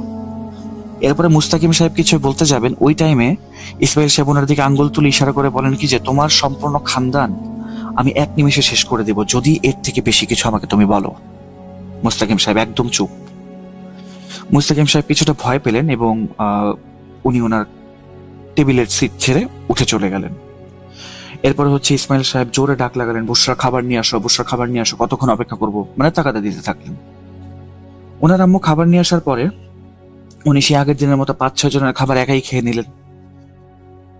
সেদিন রাতের বেলা যখন হচ্ছে ইসমাইল সাহেব তার রুমে চলে গেলেন, পরিবারের বাকি সদস্যরা চিন্তা করছিলেন যে এটা কি সমস্যা আসলে বা এটার সমাধান কি। তখন আশরাফুল সাহেব একটি প্রস্তাব দিলেন যে যেহেতু ট্যুর থেকে আসার পরে ভাইজানের এই সমস্যা, সুতরাং আমরা ওনার বন্ধু বান্ধবের সাথে যদি কথা বলি তাহলে হয়তো বা জিনিসটা সম্পর্কে জানতে পারবো। কিন্তু ওনার বাবা এই জিনিসটা করতে নারাজ, কারণ উনি চিন্তা করলেন যে যদি এই ঘটনা বাহিরে চলে যায় যে তার ছেলে সন্ধ্যার পরে বা মাগরিবের পরে এরকম মেইলি আচরণ করে, মেয়ে মানুষের মতো বেশভূষা করে থাকে, মেইলি কণ্ঠায় কথা বলে, তাহলে হয়তো বা ওনার পরিবারের এমন একটা বদনামি হবে যে এই পরিবারের মেয়েদেরকেও কেউ আর বিয়ে করবে না বা ছেলেদেরকেও বিয়ে করার জন্য কোনো মেয়ে রাজি হবে না বা কোনো পরিবার রাজি হবে না। তো সেই ক্ষেত্রে উনি চিন্তা করলেন কি এই কাজ করা যাবে না। তো ইসমাইল সাহেবের বাবা পরদিন সকালবেলা যখন দেখলেন যে ইসমাইল সাহেব অফিসে যাওয়ার জন্য আবার রেডি হচ্ছেন এবং একদম স্বাভাবিক অবস্থায় আছেন, তখন উনি ওনাকে মানে ইসমাইল সাহেবকে বললেন কি যে বাবা তুমি কালকে অফিসে একটু ছুটি নেবে, আমরা কালকে একটু ডাক্তারের কাছে যাব। তো ইসমাইল সাহেব জিজ্ঞেস করলেন যে কেন ডাক্তারের কাছে যাব। তখন মুস্তাকিম সাহেব অর্থাৎ ইসমাইল সাহেবের বাবা বললেন কি যে দরকার আছে, তুমি এত চিন্তা করো না, তুমি কালকের দিনটা ছুটি নাও। তো ইসমাইল সাহেব বললেন যে ঠিক আছে। উনি পরদিন ছুটি নিয়ে যখন বাসায় ফিরলেন, তখন দেখা গেল কি যে ওনার হাতে একটা ভ্যানিটি ব্যাগ, মেয়ে মানুষের ভ্যানিটি ব্যাগ। ব্যাগটা একেবারে কাঁধে নিয়ে আসছেন উনি, যেরকম একটা মহিলা ব্যাগটা কাঁধে নিয়ে হচ্ছে হাঁটাচলা করে, ঠিক একইভাবে উনি ব্যাগটা কাঁধে নিয়ে হাঁটাচলা করছেন এবং হাঁটছেন যে একদম সম্পূর্ণ মেল স্টাইলে উনি হাঁটাচলাটা করছিলেন। যেই জিনিসটা দেখেও আসলে পরিবারের সবাই অনেক অবাক হয় যে প্রতিদিন মাগরিবের পরে এই অবস্থা ওনার শুরু হয়। অর্থাৎ বলতে গেলে উনি মাগরিবের পরে উনার নিজের পুরুষত্বটাকে ভুলে উনি একটা মহিলা মানুষে নিজেকে রূপান্তর করে ফেলেন। তো সেই দিনের দিন আর ওনাকে কিছু বলা হয়নি। রাতের বেলা উনি খাবার টেবিলে আসার আগেই সমস্ত খাবার রেডি ছিল। খাওয়া দাওয়া করার পর উনি ঘুমানোর পরে পরদিন সকাল যখন এলো, ওনাকে ডাক্তারের কাছে নিয়ে যাওয়া হলো এবং ডাক্তার পরীক্ষা নিরীক্ষা করে বললেন কি যে ওনার তো আসলে কোনো সমস্যা নেই। তো তারপরে হচ্ছে যেহেতু এরকম হচ্ছে, আমি কিছু মেডিসিন লিখে দিচ্ছি, আপনারা এই মেডিসিনটা কন্টিনিউ করতে থাকেন, তারপরে দেখেন কি হয়। তো সেদিনের মতো মেডিসিন কিনে বাড়ি চলে আসা হলো, ওনাকে মেডিসিন খাওয়ানো হলো, ডাক্তারের পরামর্শ মতো খাবার দাবার কন্ট্রোল করে সবকিছুই করা হলো। বাট সেদিন সন্ধ্যায় ওনার আবার সেই আগের মতোই আচরণ। উনি ঠিক সেই মহিলার বেশভূষা নিয়ে এসছেন, মহিলার ভাষায় কথা বলছেন। উনি ওনার মায়ের সাথে বসে বসে কথা বলছিলেন, এমন ভাবে কথা বলছিলেন যেন বুশরা আন্টি হচ্ছে ওনার বান্ধবী। তো উনি জিজ্ঞেস করছেন যে বুশরা, তোমার পরিবারের কি খবর, তোমার হাজবেন্ড তোমার সাথে কোনো খারাপ আচরণ করে না তো, বা তোমার ছেলে মেয়েদের কি খবর বলো, বা তুমি বাহিরের কেন যাও না, তোমাকে কি ঘরে বন্দি করে রেখেছে কিনা, এরকম কথাবার্তা। তো এই জিনিসগুলি শুনে ওনার আম্মু এবার না আয়াতুল কুরসি বা যে কোনো একটা দোয়া পড়ে না ওনার মানে ইসমাইল সাহেবের মাথায় ফু দিলেন। এই ফুটা দেওয়ার পরে ইসমাইল সাহেব ওনার আম্মুকে একটা জোরে থাপ্পড় মারলেন। থাপ্পড় মেরে বললেন কি যে বুশরা, তুই দেখ, এমন কোনো কাজ করিস না যেটার কারণে তোর ক্ষতি করতে হয়। তোর এই দোয়া কালাম আমার উপরে কোনো আসর করবে না। তুই যদি আরেকদিন এরকম কাজ করস তাহলে কিন্তু তোর অনেক বড় ক্ষতি করবো আমি। ইউজলেস কোনো কাজ আর করিস না। তুই জানিস আমি তোর ক্ষতি করতে চাই না, তাহলে কেন তুই আমার সাথে এরকম করিস? এই ধরনের আচরণ আমার সাথে কখনো তুই করবি না। এই কথা বলে উনি ওনার আম্মুকে বললেন কি বুশরা, তুই এখন রুম থেকে বেরিয়ে যা। ওনার আম্মু যখন রুম থেকে বেরিয়ে গেলেন তখন উনি সেদিনের মতো ঘুমিয়ে গেলেন। তো মুস্তাকিম সাহেব ওনার ছেলের এরকম আচরণে খুবই চিন্তিত, পরিবারের সবাই খুবই চিন্তিত। তো উনি আবার এও চিন্তা করছিলেন যে আমি যে কোনো হুজুরের কাছে নিয়ে যাব, এই ঘটনাটা যদি এলাকায় ছড়িয়ে যায় তাহলে তো সমস্যা। আর সন্ধ্যার সময় এই অবস্থার পরে যে ডাক্তারের কাছে নিয়ে যাব, তখন যদি ও হচ্ছে মহিলার ড্রেসে থাকে তখন এলাকার মানুষ দেখলে আরেক সমস্যা। কি যে করি কিছুই বুঝতে পারছি না। ওনার এরকম একটা চিন্তা ভাবনা ছিল। উনি একদিন হচ্ছে এরকম দিন কাটতে লাগলো। একদিন হচ্ছে উনি মনের কষ্টে ওনার অফিসের একজন কলিগের সাথে এই বিষয়ে কথা বললেন। উনি বললেন কি আমার পরিচিত একজন ডাক্তার আছে, মনোবিজ্ঞানী, সাইকিয়াট্রিস্ট। উনি আসলে ওনার রেপুটেশন যথেষ্ট পরিমাণে ভালো, আপনি ওনাকে দেখাতে পারেন একবার। তো সেদিন অফিস থেকে বেরিয়ে গিয়ে মুস্তাকিম সাহেব সেই ডাক্তারের ঠিকানায় চলে গেলেন এবং ডাক্তারকে সাথে করে নিয়ে এসেই ইসমাইল ভাইয়ের সাথে দেখা করালেন। ইসমাইল ভাই তখনও হচ্ছে ডাক্তারের সামনে আসেননি। ডাক্তার এবং মুস্তাকিম সাহেব দুজন একসাথে বসে বসে কথা বলছিলেন। এরকম টাইমে ইসমাইল সাহেব নিজের ঘর ছেড়ে বেরিয়ে এলেন। ডাক্তারের কাছে এসে উনি হাসি দিয়ে বললেন কি যে ডাক্তার, তুই চিকিৎসা করতে আসছোস, তোর তো নিজের ঘর সংসারের ঠিক নাই। তোর যে কলিগ ডাক্তার আছে না, সেই ডাক্তারের সাথে তোর ওয়াইফ তো পালিয়ে যাচ্ছে, তুই তো জানিসই। নিজের ঘর আগে সামলা, নিজের বউয়ের হচ্ছে মানসিক সমস্যাটা আগে সমাধান কর, এরপরে হচ্ছে আমার সমস্যার সমাধান করতে আসিস। যা, ওঠ এখান থেকে যা। এই কথা বলে উনি ওনার আম্মুকে ডাক দিলেন যে বুশরা, আমার খাবারের সময় হয়েছে, আমার জন্য খাবার নিয়ে এসো। ডাক্তার যখন বের হলেন উনি মুস্তাকিম সাহেবকে ডেকে নিলেন বাইরে এবং বললেন কি যে ভাইজান, আমি আসলে সাইকিয়াট্রিস্ট হলেও এরকম অনেক কিছু যে সাক্ষী আছে আমি, যে জিনিসগুলি আসলে কখনো ব্যাখ্যা করা যায় না, যেমন হচ্ছে জিন ঘটিত সমস্যা। এই কথা শুনে মুস্তাকিম সাহেব অনেকটা আকাশ থেকে পড়লেন, কারণ ওনাদের আসলে জিন রিলেটেড কোনো সমস্যার বিষয়ে কখনো মাথায় আসেনি এবং ওনারা এই বিষয়ে জানতেনও খুবই কম।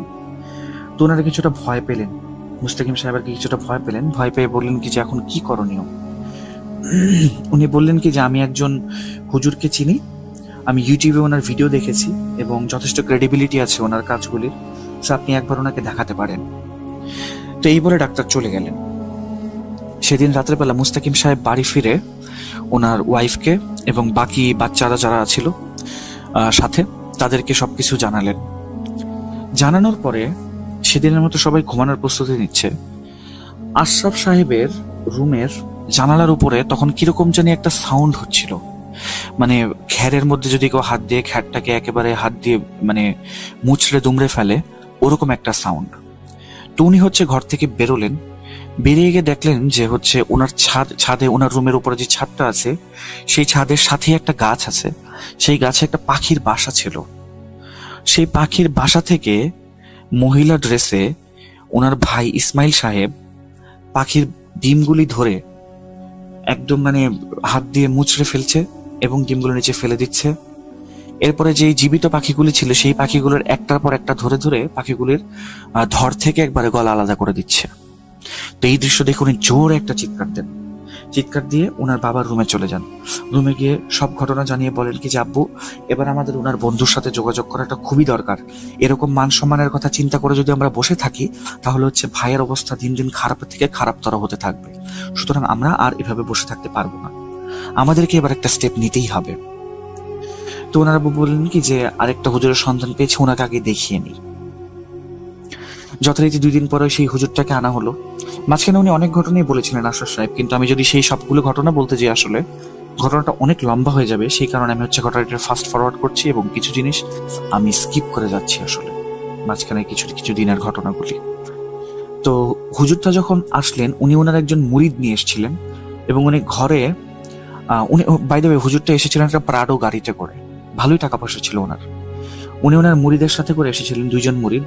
তো উনি বললেন ভেতরে যাওয়ার আগে যে আমার ফিস দিতে হবে 50,000 টাকা।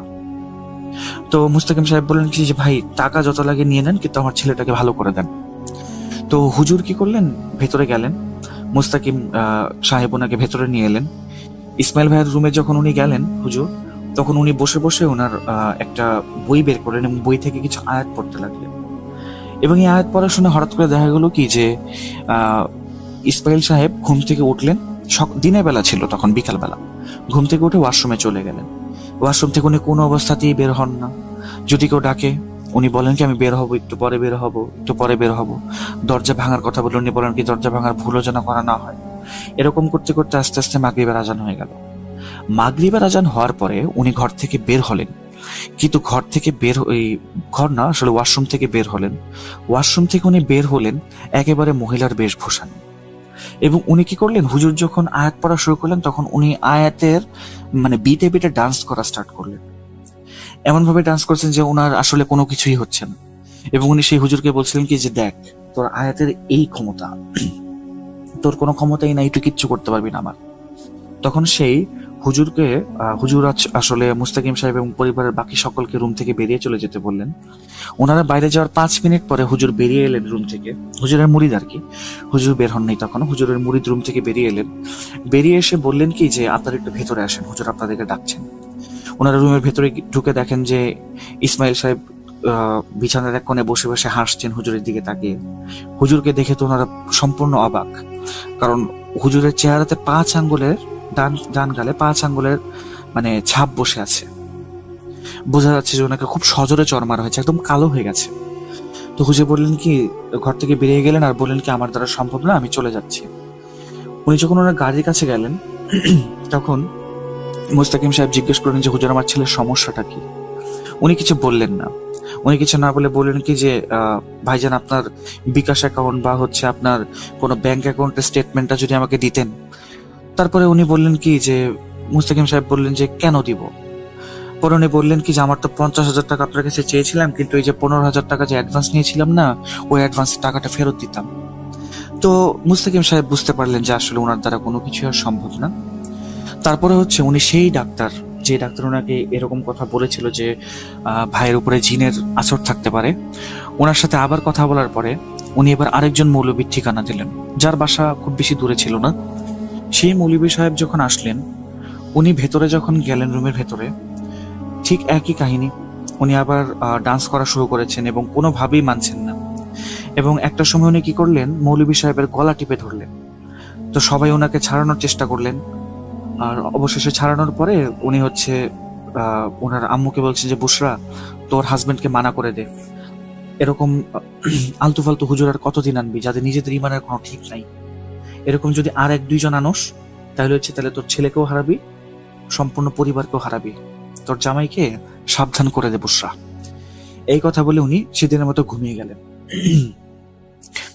উনি ঘুমানোর পরে যখন হুজুর বাহিরে আসছিলেন, তখন হুজুর মুস্তাকিম সাহেবকে নতুন একটি ঘটনা জানালেন যে ভাইজান, আপনার ছেলের উপর আসলে জিন আছে, সেটা ঠিক আছে, কিন্তু এই জিনটা নিজে থেকে আসেনি, এটা একটা কালো জাদু। তো উনি তখন মানে কিছুটা অবাক যে কালো জাদু এটা আবার কিরকম জিনিস, আমরা তো কোনো সময় আমাদের পরিবার বা বংশগত দিক দিয়ে এই সমস্ত জিনিসের কোনো তাল্লুক তো ছিল না, কালো জাদু জিনিস এটা আমাদের সাথে কেন হবে বা কেই বা করবে। তো এই কথা শোনার পরে আশরাফ সাহেব ওনার বাবাকে বললেন যে আব্বু, এনাফ, এখন আমাদের ওনার বন্ধুদের সাথে মানে ভাইয়ের বন্ধুদের সাথে কথা বলা জরুরি। তো ইসমাইল সাহেবের একজন বন্ধু ছিলেন, ওনার বন্ধুর নাম ছিল ফারহান। ফারহান ভাইকে উনি সেদিন ফোন করলেন। ফোন করার পরে ফারহান ভাই বললেন কি যে, ফারহান ভাইকে উনি সবকিছু জানার পরে ফারহান ভাই বললেন কি যে ও কি এখনো এরকম করে সন্ধ্যার পরে মেয়ে হয়ে যায়। এই কথা শুনে তো আশরাফুল ভাই পুরো অবাক যে এটা কি বলেন, আমার ভাই সন্ধ্যার সময় মেয়ে হয়ে যায়, এটা উনি কিভাবে জানেন। এরপরে ফারহান ভাই বললেন কি যে তুমি আমার বাসায় আসো, তোমার সাথে সব কথা বলছি। আশরাফুল ভাই যখন ওনার বাসায় গেলেন, তখন ফারহান ভাই বললেন কি যে আমরা যখন এই খাগড়াছড়ি রাঙামাটি এলাকাতে যাই, সেদিন একটা পাহাড় অঞ্চলের দিকে আমরা বারবিকিউ করব বলে ঠিক করেছিলাম, এবং বারবিকিউ করার সময় সেখানকার এলাকার লোকজন এসে বলছিলেন কি যে ভাই, আপনারা এখানে আগুন ধরিয়েন না, এই জায়গাটা জিনদের জায়গা, এখানে আগুন ধরাবেন না। এই কথা শুনে তোমার ভাই ইসমাইল মানে কিছুটা হুঙ্কার দিয়ে উঠে বলে যে হ্যাঁ, এখানে কিসের জিনের সমস্যা, এগুলো কিচ্ছু না, বিজ্ঞানের যুগে আপনারা এই সমস্ত জিনিসকে মানে বাড়তি অ্যাটেনশন দিচ্ছেন, এতে কি হচ্ছে, আমাদের সমাজের ক্ষতি হচ্ছে, বা যে কোনো সমস্যাকে আমরা জিনের সমস্যা বলে চালিয়ে দিচ্ছি, ভয় ক্রিয়েট করার চেষ্টা করছে। মোটামুটি অনেকটা ঝগড়াঝাটির বিষয় হয়ে যায়। তো এরপরে এলাকার লোকজন বললেন কি, সেই স্থানীয়রা বললেন কি যে তুমি এক কাজ করো, আগামীকালকে আমাদের এখানে একজন পীর সাহেব আছেন, ওনার কাছে চলো, তারপরে তুমি সব প্রমাণ পাবে।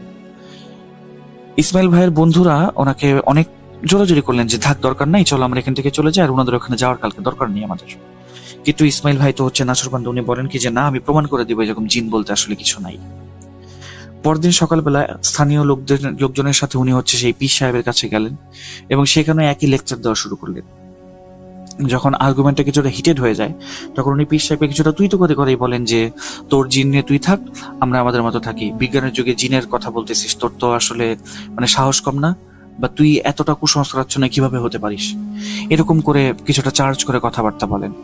এবং উনি যখন চলে আসছিলেন, সেই পীর সাহেব বললেন কি যে তুই তো আমাকে এই কথাগুলো বলে গেলি, দেখিস তোর পরিণতি কি হয়। এরপরে এই কথাগুলো শুনে ফারহান মুস্তাকি মানে এই কথাগুলো শুনে আসলে আশরাফুল ভাই অনেক অবাক হয়ে যান যে ফারহান ভাই এত কিছু জানতেন, আমাদেরকে কেন জানালেন না। উনি ফারহান ভাইকে যখন এই প্রশ্নটা করেন, ফারহান ভাই বলেন কি যে আমি তো ভেবেছিলাম যে ওর সবকিছু ঠিক হয়ে গেছে, যেহেতু ও নিয়মিত অফিস করছে আর আমাদের সাথে নিয়মিত কথাবার্তা হচ্ছে, তো আমরা ভেবেছিলাম সবকিছু ঠিক হয়ে গেছে, এই কারণে আর পরিবারকে কিছু জানানো হয় নাই। ওনাদেরও আসলে এই বিষয়ে কোনো দোষ ছিল না, কারণ ওনারা তো দেখতেই পাচ্ছিলেন যে ইসমাইল ভাই স্বাভাবিকভাবে অফিস করছেন। গেল উনি বাসায় এসে সবকিছু ওনার মা বাবাকে জানানোর পরে সন্ধ্যার দিকে না, সেই দিনও ইসমাইল ভাই অনেকটা বিকালের দিকেই ফিরে আসলেন অফিস থেকে। ফিরে আসার পরে উনি ওনার বোনকে বলছেন, ছোট বোনকে, যে তোমার কাপড় চোপড় তুমি প্রত্যেক দিন আমার রুমের মধ্যে রাখো, সমস্যাটা কি আসলে আমাকে বলো। তো উনি এবার ওনার ভাইকে কনফ্রন্ট করলেন সামনাসামনি গিয়ে যে ভাই, এই জিনিসগুলো আসলে তুমিই করো, সন্ধ্যার পরে মাগরিবের পরে তুমি একটা মহিলা মানুষের রূপ নিয়ে নাও, এরকম আচরণ করো। ইসমাইল ভাই সোফাতে বসলেন এবং বসে বললেন কি যে হ্যাঁ, তোমার কথাটা ঠিক আছে, আমি নিজেও মাঝে মাঝে এই জিনিসটা খেয়াল করি যে মাগরিবের 8 পর্যন্ত আমার সমস্ত মেমোরিজ থাকে, এরপর আমার মনে হয় যে আমি ঘুমিয়ে গেছি এবং সকালবেলা অফিসে যাওয়ার জন্য ঘুম থেকে উঠেছি। এরপরে যখন ওনাকে জিজ্ঞেস করা হলো খাগড়াছড়ি বা বান্দরবনের দিকে যে ওনারা গেলেন, রাঙামাটির দিকে, ওখানের ঘটনাটা ওনাকে জিজ্ঞেস করা হলো, উনি আদ্যপান্ত সবকিছু খুলে বললেন। তো ওনার বাবা ডিসিশন নিলেন যে ওনাকে নিয়ে সেই পীরের আস্তানায় আবার যাবেন এবং ওনার সাথে গিয়ে কথা বলবেন। তো সেই অনুযায়ী হচ্ছে পরের 2 দিন পরে ব্যাগ ট্যাগ সবকিছু প্যাকিং করে একটা প্রাইভেট কার ভাড়া করে ওনারা নিজেরাই সেখানে চলে গেলেন।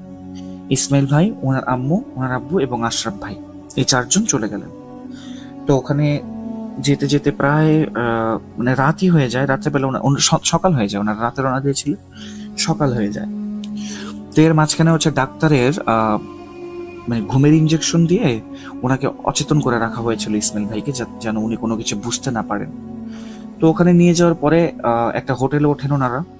মোটামুটি সকালে দুপুরের দিকে ওনার হোশ ফেরার পর ওনাকে যখন জিজ্ঞেস করা হয় যে ওনার আস্তানাটা কোথায় ছিল, 2-3 ঘন্টা ড্রাইভ করে আবার সেই আস্তানায় যাওয়া হয়। এবং সেই পীর সাহেব যখন ইসমাইল ভাইকে ঢুকতে দেখেন ভেতরে, ওনার আস্তানার ভেতর, উনি বলতে থাকেন যে কিরে, কি অবস্থা তোর? বলছিলাম না তোর অবস্থা খুব খারাপ হবে? খারাপ হয়েছে জন্যই তো আবার আমার কাছে আসছস, বল কি চাস? তখন ওনার পরিবারের সকলেই পীর সাহেবের কাছে ক্ষমা চাইলেন যে হুজুর, আমাদেরকে মাফ করে দেন, আমার ছেলে আসলে না জেনে একটা ভুল করেছে, ও আসলে মানুষ হিসেবে খুবই ভালো, কিন্তু একটা ভুল করেছে, বিশ্বাস করতো না, ক্ষমা করে দেন। ইসমাইল ভাই নিজে ওনার কাছে ক্ষমা চাইলেন এবং ক্ষমা চাইবার পরে উনি হচ্ছে ইসমাইল সাহেবকে ডাক দিলেন, ওনার সামনে বসালেন। বসিয়ে যখন মাথায় হাত দিলেন তখন ওনার শরীর যেন অস্বাভাবিকভাবে কাঁপুনি দিতে শুরু করলো। 2-3 মিনিট কাঁপুনি দেওয়ার পরে উনি কিছুটা মানে উনি নর্মাল হয়ে যান। এরপরে পীর সাহেব বলেছিলেন কি যে জীবনে যাই করো, কখনো এই ধরনের জিনিসগুলি নিয়ে মজা করবে না, এই ধরনের জিনিসগুলি নিয়ে কখনো হচ্ছে বিদ্রুপ করবে না।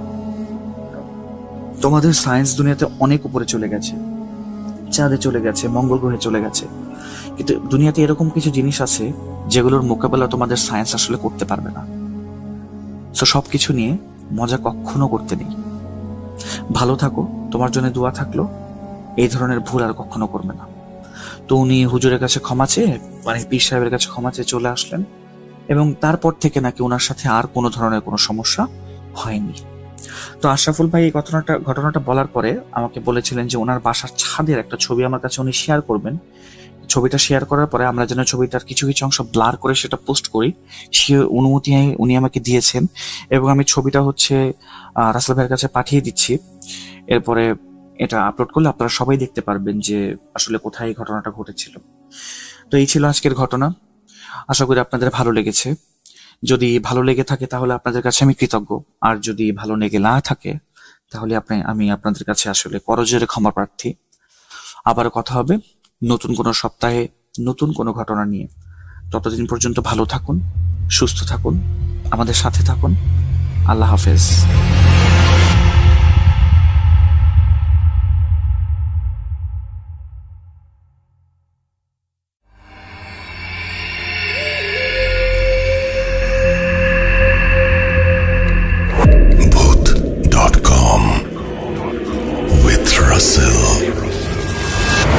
Welcome back. আপনাদের সবাইকে স্বাগত জানাচ্ছি, আমি রাসেল। আশা করছি আপনারা সবাই ভালো আছেন, ভালোর দলে আছেন। আমিও ভালো আছি, ভালোর দলে আছি।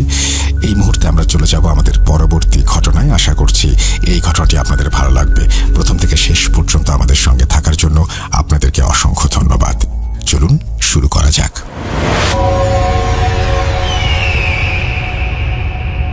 প্রিয় লিসেনার্স এবং রাসেল ভাই, আসসালামু আলাইকুম। আশা করি সকলে ভালো আছেন এবং ভালোর দলে আছেন। আমি মোহাম্মদ ওবায়দুল হালাদার, বাগেরহাট জেলার ময়ূরগঞ্জ উপজেলার ঘষিয়াখালী গ্রাম থেকে ঘটনাটি শেয়ার করছি। আমি সোজাসুজি ঘটনায় চলে যাই। তখন আমি 4র্থ শ্রেণীতে পড়ি। গ্রামের কম সংখ্যক মানুষের কাছে মোবাইল ছিল। আমার বড় ভাইয়ের কাছে একটা স্যামসং মোবাইল ছিল। আমি সবসময় সেই মোবাইল থেকে গান শুনতাম। একদিন বড় ভাই এবং আমি ফুলাতা বাজার থেকে বাড়িতে ফিরছিলাম। ভাইয়া ছিল আমার সামনে এবং আমি ছিলাম তার পেছনে। আমার হাতে মোবাইলে গান চলছিল এবং মোবাইলের টর্চ লাইট জ্বলছিল। তখন আমরা একটা জায়গা থেকে বাড়ি ফিরছিলাম। জায়গাটার একটু বর্ণনা দেই। আমাদের বাড়ি থেকে 1-1.5 কিলোমিটার দূরে হবে। জায়গাটা একটু ভয়ানক, কারণ এখানে অনেক সময় অনেক ঘটনা ঘটে গেছে। চারপাশে এতাল খেজুর গাছ। গ্রামের মানুষ এই গাছ চিনে থাকবে। এই গাছের পাশ দিয়ে গেলে নাকি অনেক ভয়ানক ঘটনা ঘটে। সেদিকে না যাচ্ছি, আমি এবং ভাইয়া একটি ঘেরের পাশ দিয়ে হেঁটে যাচ্ছিলাম। ঘের বলতে মাছ চাষ করার জমি। সময়টা ছিল সন্ধ্যার কিছুটা পরে এবং আকাশে চাঁদের কিছুটা আলো ছিল। চাঁদের আলোয় আশেপাশের মোটামুটি সবকিছু স্পষ্ট দেখা যাচ্ছিল। ঘেরে নতুন পানি উঠেছে। পানির পরিমাণ এমনটা ছিল, একটা মানুষ যদি পানি থেকে হেঁটে যায় তার হাঁটু পর্যন্ত হবে। চারদিক ছিল নিস্তব্ধ এবং শুনশান। আমি দেখতেছি ঘেরের ভিতরে অনেক দূর থেকে কোনো একটি লোক হেঁটে হেঁটে আসতেছে আমাদের দিকে। প্রথমে আমি ভেবেছিলাম ঘেরের কোনো পাহারাদার বা চৌকিদার হবে হয়তো। লোকটা আমাদেরকে দেখে তার হাঁটার স্পিড আরো বাড়িয়ে দিল। তখন হঠাৎ করে আমার হাতের মোবাইলটি বন্ধ হয়ে গেল। ভাবছি ব্যাটারি চার্জ হয়তো শেষ। মোবাইলটি অন করার অনেক চেষ্টা করলাম, কিন্তু অন হচ্ছিল না। খেয়াল করে দেখলাম অবয়বটি ভয়ঙ্কর কালো। যত দূরে ছিল কিছুটা হলেও মানুষের চেহারা দেখা যেত, কিন্তু মনে হচ্ছিল কালোর থেকেও কালো একটি মানুষের অবয়ব। সাধারণ মানুষের থেকে অনেকটা লম্বা ছিল। আমি খেয়াল করতেছি তার হাঁটু সমান পানি হবে, কিন্তু সে হেঁটে আসছিল, সামান্য পরিমাণ পানি নড়াচড়া করতেছে না, কোনো শব্দ হচ্ছে না। মনে হচ্ছিল পানির উপর থেকে শূন্যে ভেসে আসছিল। এই অবস্থা দেখে আমি একটু ভয় পেয়ে যাই, কিন্তু ভাইয়াকে আমি কিছুই বলি না। আমি আমার দৃষ্টি অন্যদিকে নিচ্ছি না, ওইটার দিকে তাকিয়েই হাঁটতেছিলাম। অবয়বটি আমাদের থেকে 8 থেকে 10 হাত দূরে এসেই থমকে দাঁড়িয়ে গেল। একেবারে সোজা হয়ে দাঁড়িয়ে আছে। তখনও শুধু অন্ধকার কালোই দেখাচ্ছিল অবয়বটি। মনে হচ্ছিল সে অন্ধকারের ভিতরে একজন কালো অন্ধকার মানুষ। দূরের অন্য সবকিছু মোটামুটি ভালোই দেখা যাচ্ছিল, শুধু ওইটাকে ছাড়া। আচমকা কোনো একটি মাটির ঢিলার উপর আমার পাটা ধাক্কা লেগে গেল। চোখের পলক পড়তেই ঘুরে দেখি কোথাও কোনো কিছু বা কাউকে দেখা যাচ্ছে না। সে লোকটি সেখানে আর নেই। আশেপাশে তাকালাম, কোথাও কিছু দেখতে পেলাম না। সেভাবে বাড়িতে চলে আসি। পথে আর তেমন কিছু ঘটেনি। বাড়িতে এসে মোবাইল ওপেন করে দেখি 50%-এরও বেশি চার্জ রয়েছে। আমি আসলে একটু অবাকই হলাম। ভাইয়াকে জিজ্ঞেস করি, সে কিছুই নাকি দেখেনি। এই বিষয়টি আমিও ভুলে যাই। তারপর থেকে এরকম কখনো কিছু দেখিনি। তবে অনেকবার আগুনের দলা দেখেছি, এমনকি একবার আগুনের দলাটি আমার শরীরের চারদিকে 4-5 বার ঘুরপাক খেয়েছে, কিন্তু কখনো এগুলো দেখে ভয় পাইনি। যদি সময় পাই এগুলো নিয়ে আমার কয়েকটি ঘটনা আছে, সেগুলো শেয়ার করব। আমার ইচ্ছা ছিল, যখন থেকে ভূত এফএম চলছিল আমার প্রত্যেকটা এপিসোডই কিন্তু শোনা হয়েছে, তখন থেকে ইচ্ছা ছিল আমার কিছু ঘটনা ভূত এফএমে শেয়ার করব। কিন্তু হঠাৎ করে ভূত এফএম বন্ধ হয়ে যাওয়ায় আর শেয়ার করা হলো না। তারপরে এখন আবার ভূত.com যখন চালু হলো, তখন ইচ্ছে হলো আমার ঘটনাগুলো শেয়ার করার জন্য, সেজন্য আজকে রেকর্ড করে পাঠিয়েছি। যদি ভালো হয় অবশ্যই লিসেনারদের সাথে শেয়ার করবেন। এবং রাসেল ভাই, আপনি ভালো থাকবেন, ভালো থাকবেন। সবাইকে আসসালামু আলাইকুম। আরো একবার আপনাদের সবাইকে স্বাগত জানাচ্ছি। আমি রাসেল। আশা করছি ভালো আছেন, ভালোর দলে আছেন। আর এতক্ষণ পর্যন্ত, প্রথম থেকে শেষ পর্যন্ত যারা শুনছিলেন আমাদের এবং এখনো আছেন আমাদের সঙ্গে, তাদের প্রতি কৃতজ্ঞতা জানাই। যারা আমাদের ফেসবুক পেজের সাথে যুক্ত আছেন তাদেরকে ধন্যবাদ জানাই। যারা আমাদের ইউটিউব চ্যানেলটি সাবস্ক্রাইব করেছেন তাদেরকে ধন্যবাদ জানাই। আপনারা সবাই ভালো থাকবেন, সুস্থ থাকবেন। 2025 আমরা চেষ্টা করব আরো দারুণ দারুণ ঘটনায় আরো ভয়াবহ করে তুলতে। আশা করছি আমাদেরকে আপনারা সাপোর্ট করবেন, আমাদের সঙ্গে থাকবেন, ভালো থাকবেন সবাই। আমরা এই মুহূর্তে বিদায় নিব এবং আপনারা প্রচুর ঘটনা পাঠান, কারণ আগামী সপ্তাহে আমরা আরো একটা ঘটনা নিয়ে আসবো। কিন্তু সামনের মাসের কথা মনে রাখতে হবে। সামনের মাসে কিন্তু ভূত.com-এর বার্থডে এবং সেখানে স্পেশাল কিছু এপিসোড আমরা আপনাদের জন্য নিয়ে আসতে চাই। প্রথম থেকে শেষ পর্যন্ত আমাদের সঙ্গে থাকার জন্য অসংখ্য ধন্যবাদ আপনাদেরকে। আজকের মতো বিদায় নিচ্ছি। সুস্থ থাকুন, ভালো থাকুন, মোস্ট ইম্পর্টেন্টলি ভূত.com-এর সাথে থাকুন। আল্লাহ হাফেজ।